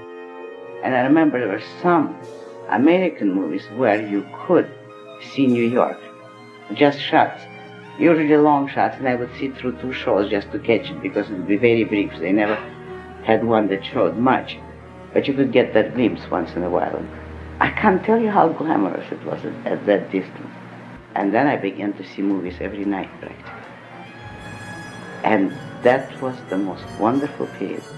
America, a land dedicated to protecting individual rights, stood in sharp contrast to the collectivism of communist Russia. Ayn Rand later described America as the greatest, the noblest, and, in its original founding principles, the only moral country in the history of the world. Look, it's very hard to explain. It's almost impossible to convey to a free people what it's like to live in a totalitarian dictatorship. I can tell you a lot of details. I can never completely convince you because you are free. And it's in a way good that you can't even conceive of what it's like. Certainly they have friends and mother-in-laws. They try to live a human life, but you understand that it is totally inhuman. Now try to imagine what it's like if you are in constant terror from morning to night, and at night you're waiting for a doorbell to ring. If you are afraid of everything and everybody, if you live in a country where human life is nothing, less than nothing, and you know it, you don't know who, when is going to do what to you because he may have friends somewhere, where there is no law and no rights of any kind. When Ayn Rand immigrated to America, her debut novel was We the Living, a story about life in post-revolutionary Russia. It was Rand's first statement against communism, and one of the first real-world depictions of what living in Soviet Russia was actually like. In the story, Rand exposed the ideals of collectivism through the lives of 3 young people, who were sacrificed to an all-powerful state.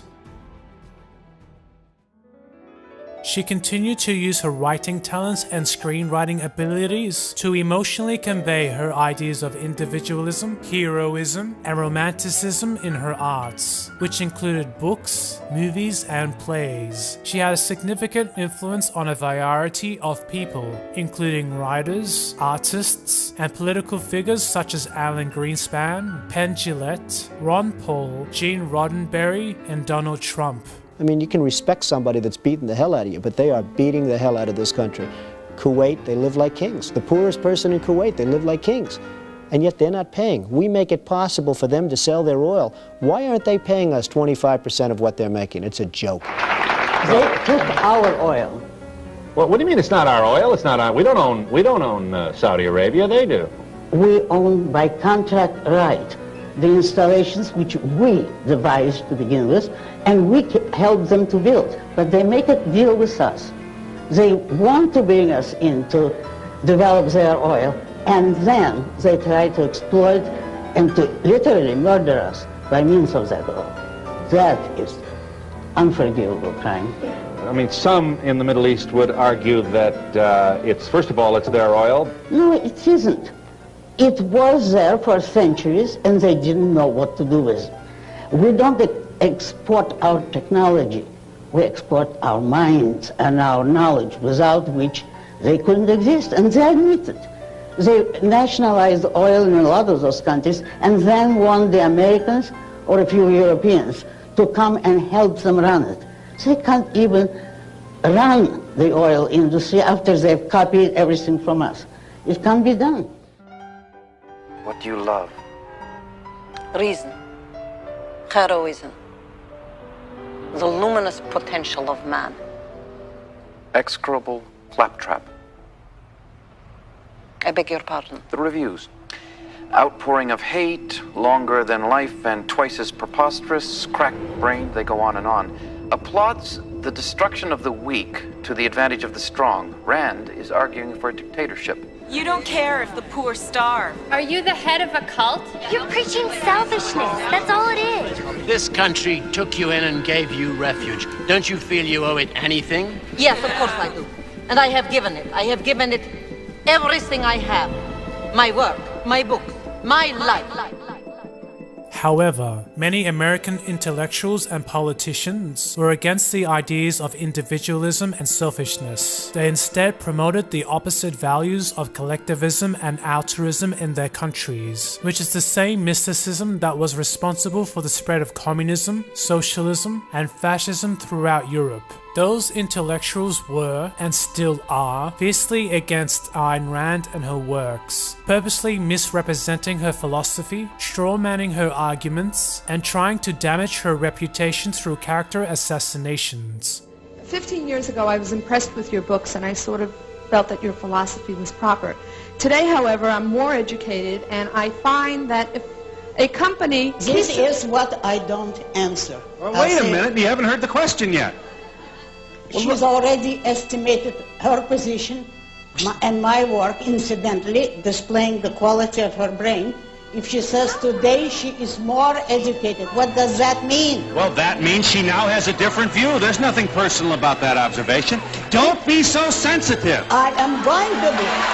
I intend to be. Yes, Miss Rand, I was one of those people who belonged to your cult where we were devouring your books, and I just wanted to say that as I matured, I am glad that I was able to differentiate with your philosophies. Did you see our show last year? You want to create an incident? No. Pass it up. Oh, a good, vigorous exchange of views between two people who care and have differing positions is one of the most instructive things that can happen in a living room or on television. I would love to see an honorable adversary, but I've stopped hoping for it. But that's an arrogant position. What you're saying is all those who disagree with me are not honorable. That's what you're saying. Not honorable in their ideas. To the testament of Ayn Rand's legacy, these hit pieces still continue on today, which serves to damage the values of objectivism for the values of mysticism. Kids like simplistic political philosophies. That appeals to them.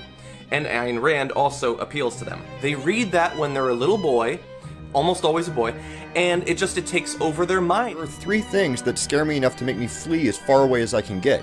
Bad 80s music, someone trying to give me a bad haircut, and Ayn Rand. Ayn Rand, so far away. But if you go so far as to assert that something is the only rational choice, you should probably make an effort to support that prejudice with facts, and Rand unapologetically doesn't. Now you're 24, and you're still reading Atlas Shrugged, and you're still saying, this makes sense. Odds are you're not nearly as thoughtful and intelligent and well-read as you think you are. And you're probably also an insufferable prick. Today we are learning about an extremely famous person of inordinate philosophical influence, so allow me to summarize for you the work of Ayn Rand. Look at this, man! I mean, I'm an existentialist. I love philosophical novels, but the thing about hers, though, is that the philosophy is so childish and basic. You don't need these giant tomes to describe such a basic philosophy, like, you know. Is that where we get Going Gulp from, as well? Is that from Ayn Rand? I haven't read either of the books in their entirety, but I read some of The Fountainhead, but that's all, yeah. I'm not familiar with that, you know. And look at how you have been attacked.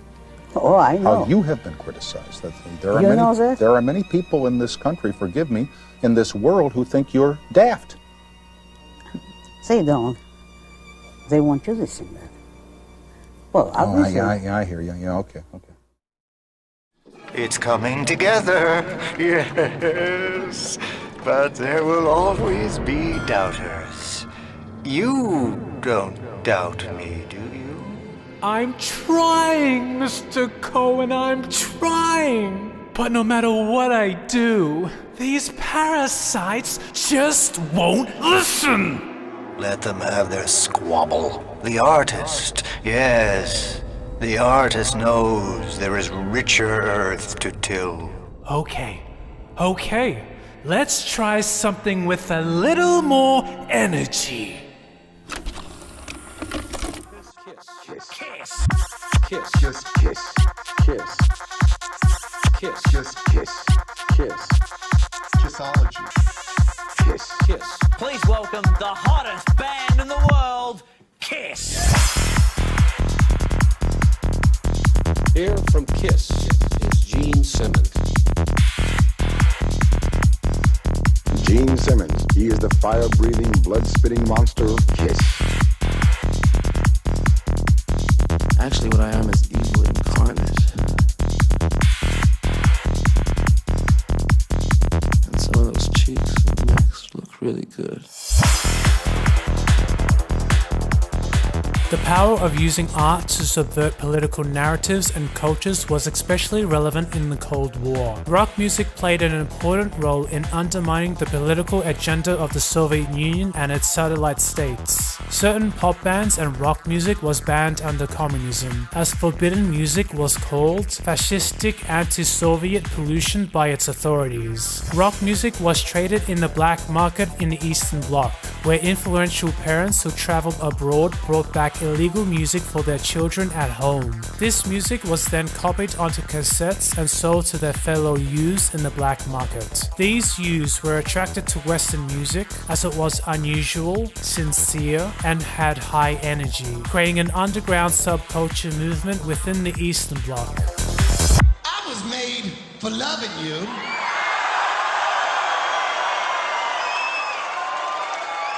You were made for loving me.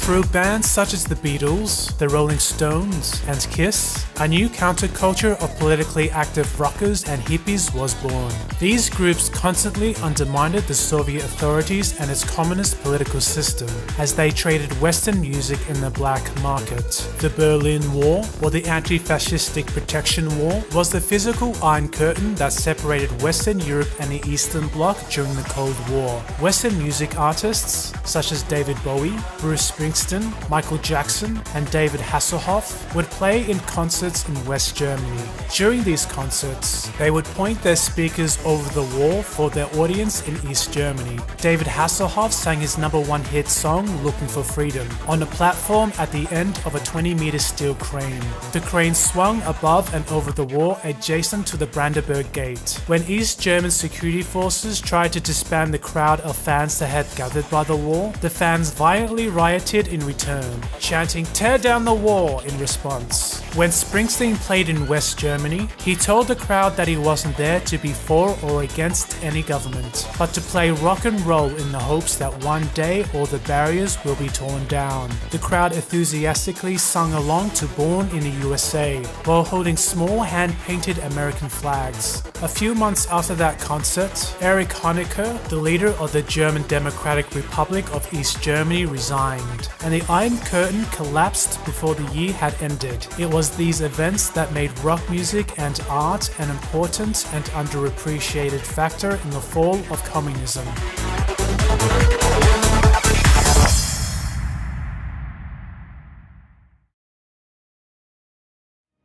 Andrew Ryan relied on Sander Cohen to help promote the interests of Rapture through his music.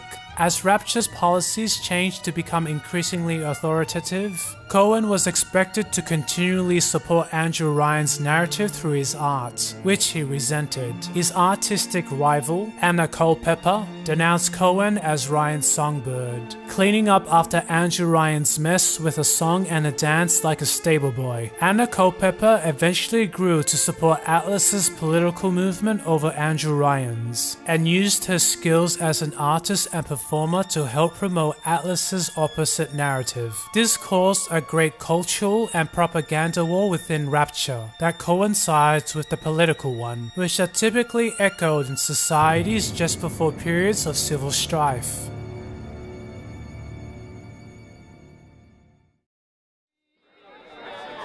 Never again I'll go sailing.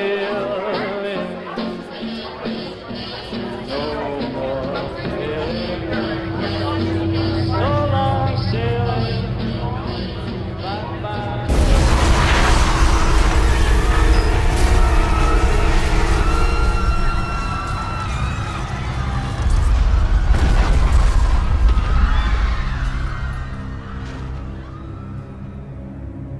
Rapture's civil war officially started when a group of Atlas's men launched a surprise terror attack on Kashmir's restaurant during its New Year's Eve party. It was an opportunistic attack for Atlas's group, as most of the people at the party were unprepared and represented the upper class of Rapture. Andrew Ryan was expected to attend the New Year's Eve party as well, but he pulled out just before the terrorist attack. Rapture was split into 3 separate factions by the start of the Civil War: Sophia Lamb and her followers, who were cut from the city in a separate colony; Atlas and his revolutionaries, who aimed to take down Andrew Ryan and control the city themselves; and Andrew Ryan and the people still loyal to Rapture, who wanted to defend the city after many of their own were killed in the New Year's Eve attack.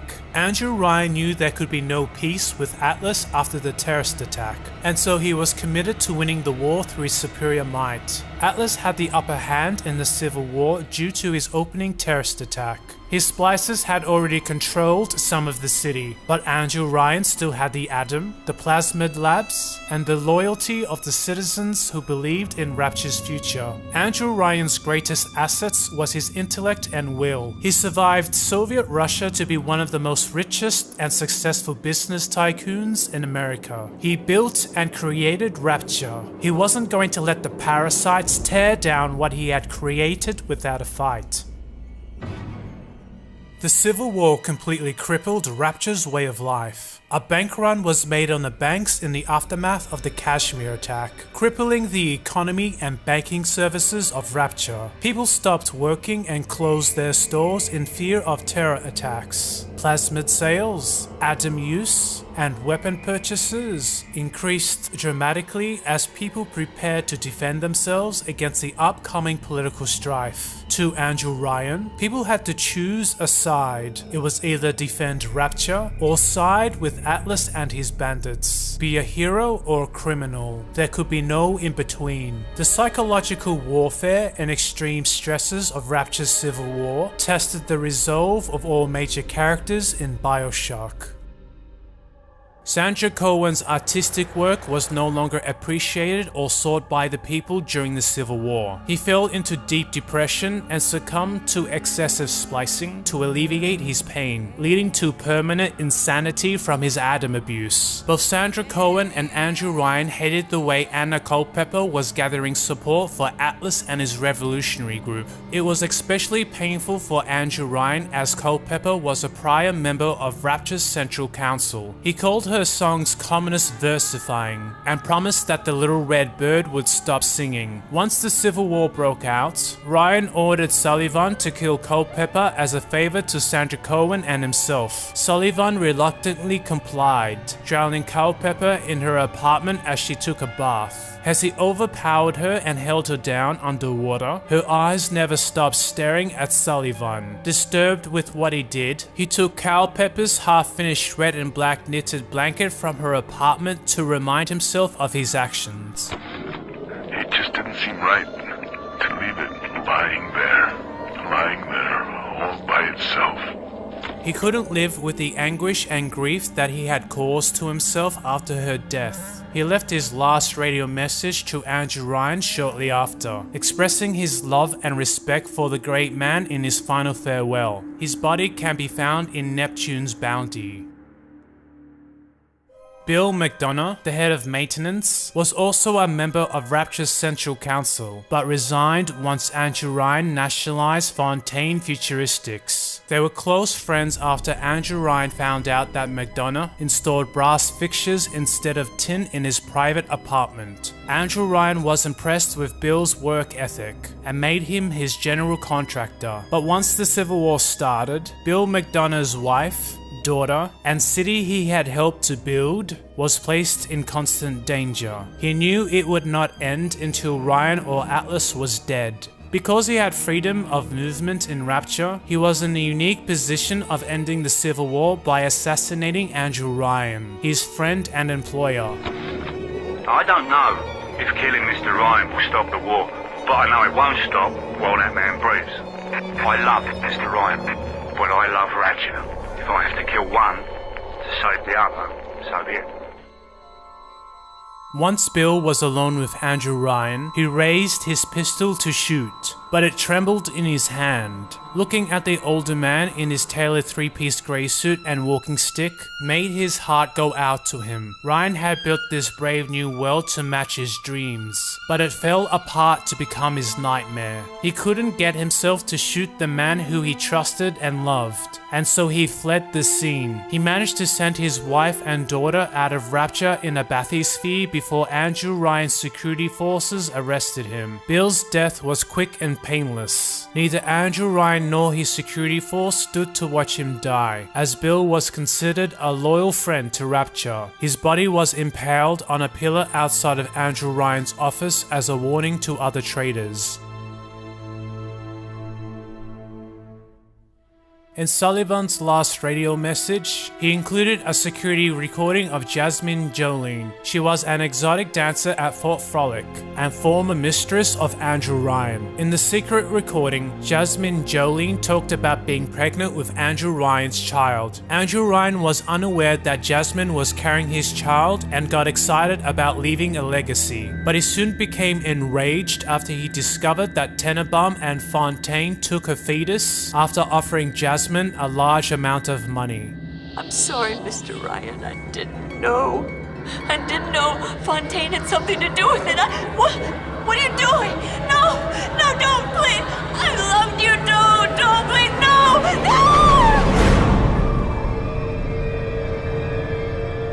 Andrew Ryan had killed the mother of his child. Sandra Cohen was lost in insanity. Ex-council member Anna Culpepper was murdered in a bathtub. Sullivan had killed himself in grief. Bill McDonough's body was crucified after his failed assassination. Most of Andrew Ryan's inner circle was dead or gone. And now, Andrew Ryan had learned that Jasmine Jolene had sold his only child to his enemy. There was not many people he could trust in his city, and Andrew Ryan fell into deep depression. He began to drink gin martinis heavily, using alcohol as his crutch. Could I have made mistakes? One does not build cities if one is guided by doubt. But can one govern in absolute certainty? I know that my beliefs have elevated me just as I know that the things I have rejected would have destroyed me. But the city, it's collapsing before my eyes.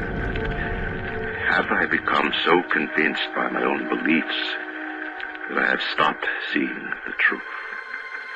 Perhaps.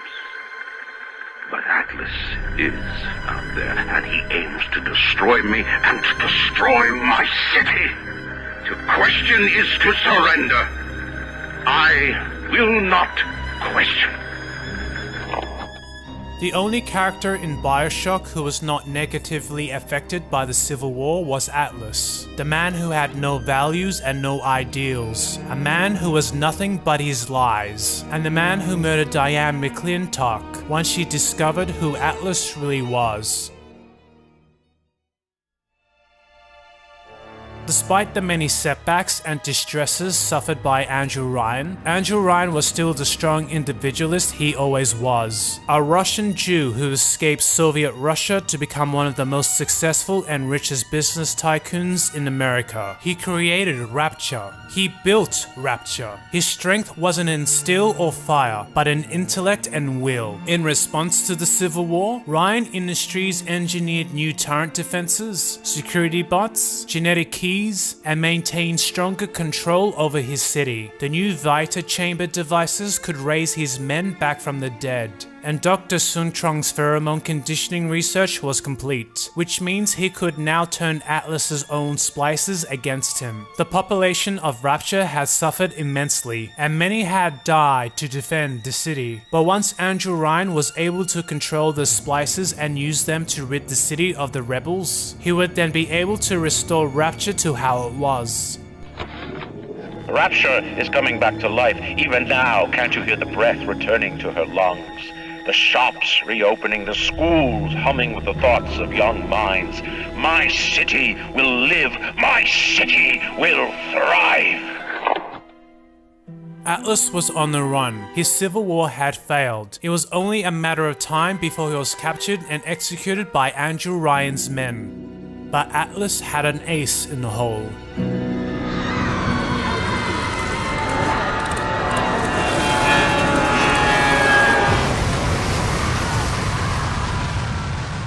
It was here that the players of Bioshock stepped into the story. I don't know how you survived that plane crash, but I've never been one to question Providence. I'm Atlas, and I aim to keep you alive.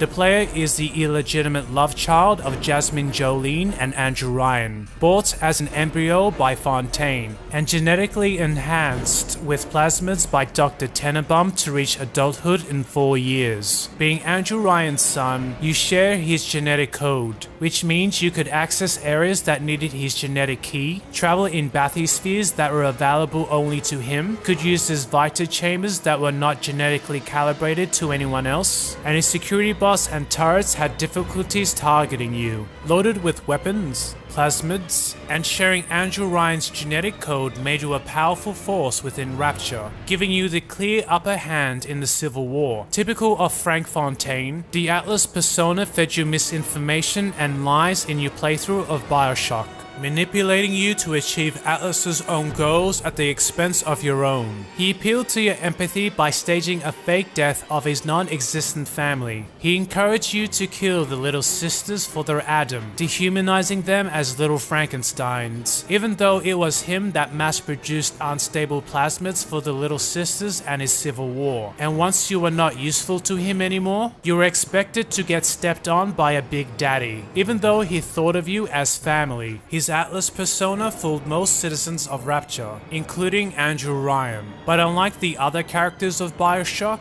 you didn't have any choice to resist his commands. You were genetically conditioned to respond to certain phrases and the demands of others, robbing you of your free will and your capacity to choose, which means most of the player's actions is to be blamed on Frank Fontaine, not the player himself. Through your biological conditioning, Atlas forced you to kill most of Rapture's splices that were under the control of Andrew Ryan, break through Rapture's defenses, and save or kill the little sisters who were responsible for Adam production. You were the ace in the hole that turned the tide of the Civil War to Atlas's favor. By the time you were at Andrew Ryan's doorstep, he and his city was defeated by your hand.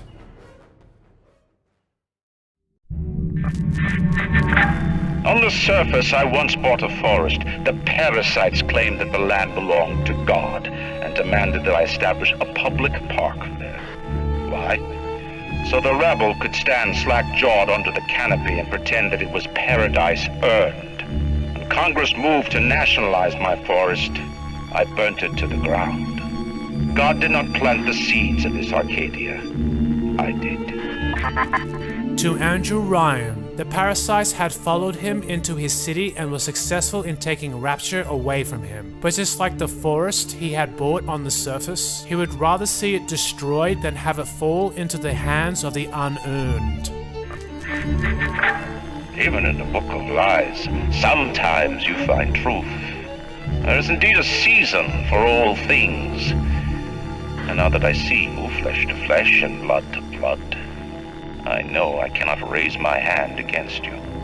But know this, you are my greatest disappointment. Does your master hear me? Atlas, you can kill me, but you will never have my city. My strength is not in steel and fire. That is what the parasites will never understand. A season for all things. A time to live and a time to die. A time to build and a time to destroy! He intended to destroy it, with him and everyone in the city buried with it, but not before one last conversation with what he would call his greatest disappointment, his son. The assassin has overcome my final defense, and now he's come to murder me. In the end, what separates a man from a slave? Money? Power? No. A man chooses. A slave obeys. In your playthrough, you were led to believe that Andrew Ryan, the man who had been mocking, tormenting, and attacking you, was the villain of Rapture, and that Atlas was your only true friend that you could rely on. It's only in the end do you learn that Andrew Ryan was not the villain of Rapture, but was actually one of the most honest, rational, and virtuous men still left in the city. Under different circumstances, he would have cared for you and loved you as his son. But because you were a slave to Atlas, you were his greatest disappointment. Andrew Ryan chose not to fight with you. Instead, Andrew Ryan chose to make you murder him, using the same social conditioning that Atlas instilled in you. He demonstrated that you were nothing but a slave, a pawn for Atlas that had been bred and conditioned to serve him. Andrew Ryan was prepared to die for his integrity and his own ideology, to show you that he was the master of his life and his own fate, not you or Atlas. He chose to die, whereas you can't choose to do anything. You were nothing. You had no family, no friends, no self-interest, and no free will. The player was a sacrificial animal that didn't exist for his own sake, but existed only to serve others, as he had no will of his own. Andrew Ryan chose to die as a free man, while his son would die as a slave. Andrew Ryan never made the connection that Atlas and Frank Fontaine was the same person. He assumed that Atlas didn't know how to reverse Rapture's self-destruction mechanism within minutes after his death, but Frank Fontaine knew. Hurry now! Grab Ryan's genetic key! Now would you kindly put it in that goddamn machine? After Andrew Ryan's death, the rest of the game was about establishing your own will in the world, reflecting the Ayn Rand objectivist ethos that people ought to live for their own sake and their own mind. Something that was conditioned out of the player at birth, and something that was only made clear once your father, the only person who was honest with you, forced you to kill him.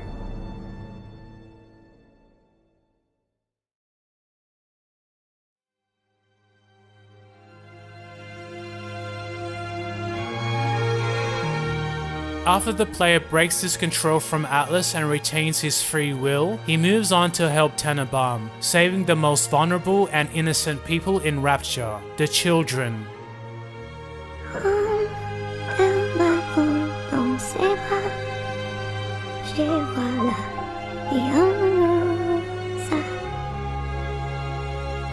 Many of them grow up to have normal lives and relationships on the surface. The current fate of Rapture is unknown.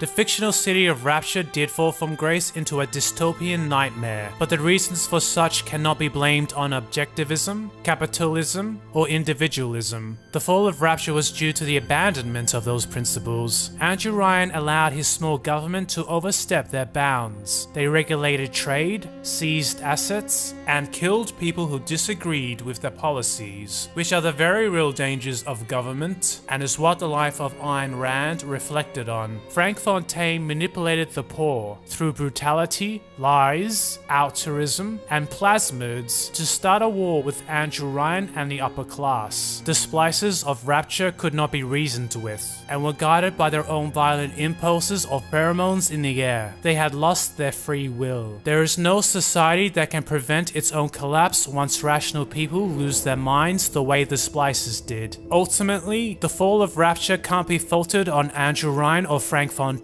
It wasn't the splices, or the plasmids, or the big daddies, or being under the ocean. At the end, what destroyed Rapture is the very real thing that threatens to destroy our world. It's what every rational philosopher informs us about. It was what Ayn Rand dedicated her life to warn us about, and it's what the characters of Bioshock urged us about. At the end, the only thing that can end our world is the end of reason.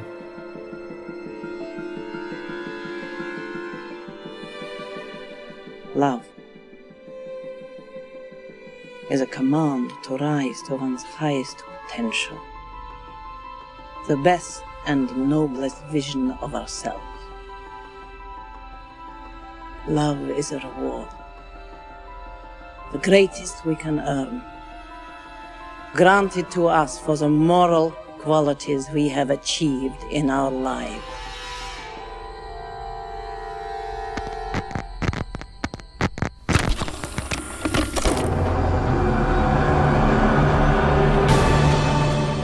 The philosophical lessons of Bioshock is not just limited to Rapture, but refers to bigger themes relating to our world, which includes politics, economics, and culture. Ancient Greek philosopher Socrates, named the father of Western philosophy, was tried and sentenced to death for corrupting the youth through his reasoning. Aristotle, the only philosopher that inspired Ayn Rand, had to flee his home after the priests denounced him for impiety, stating that he would not allow the Athenians to sin against philosophy twice. Ayn Rand fled Soviet Russia in total disgust with its mysticism, dedicating her life to promoting the values of virtue and reason in the West, which attracted many attacks on her character to this day. And as the world further slides into the madness caused by collectivism, altruism, and irrationality, the need for heroes that are guided by virtue and reason has never been stronger.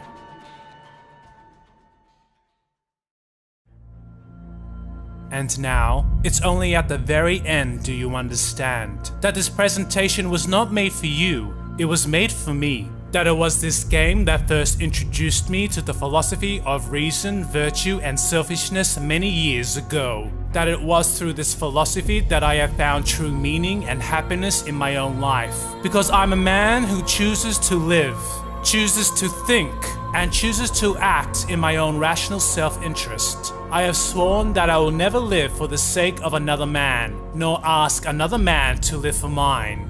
What about you? Are you a man or a slave? Will you sleepwalk through life being manipulated by worthless collectivist parasites who are only interested in using you for their own sacrificial purposes? Or will you wake up to choose your own destiny? A destiny that is based on reason, that's based on virtue, and based on your own rational self-interest. I have achieved true happiness and love for my life because I have worked to earn it. I have worked to achieve it, and now I am entitled to have it. Because a man chooses his own destiny, a slave can only obey. Don't obey. Choose. Choose. Choose! Andrew Ryan reminds us we all make choices, but in the end, our choices make us.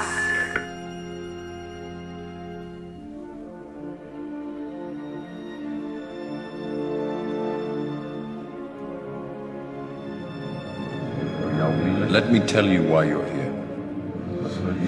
You're here because you know something. What you know you can't explain. But you feel it. You felt it your entire life. That there's something wrong with the world. This is your last chance. After this, there is no turning back. You take the blue pill. The story ends. You wake up in your bed and believe whatever you want. You take the red pill. You stay in Wonderland. And I show you how deep the rabbit hole goes.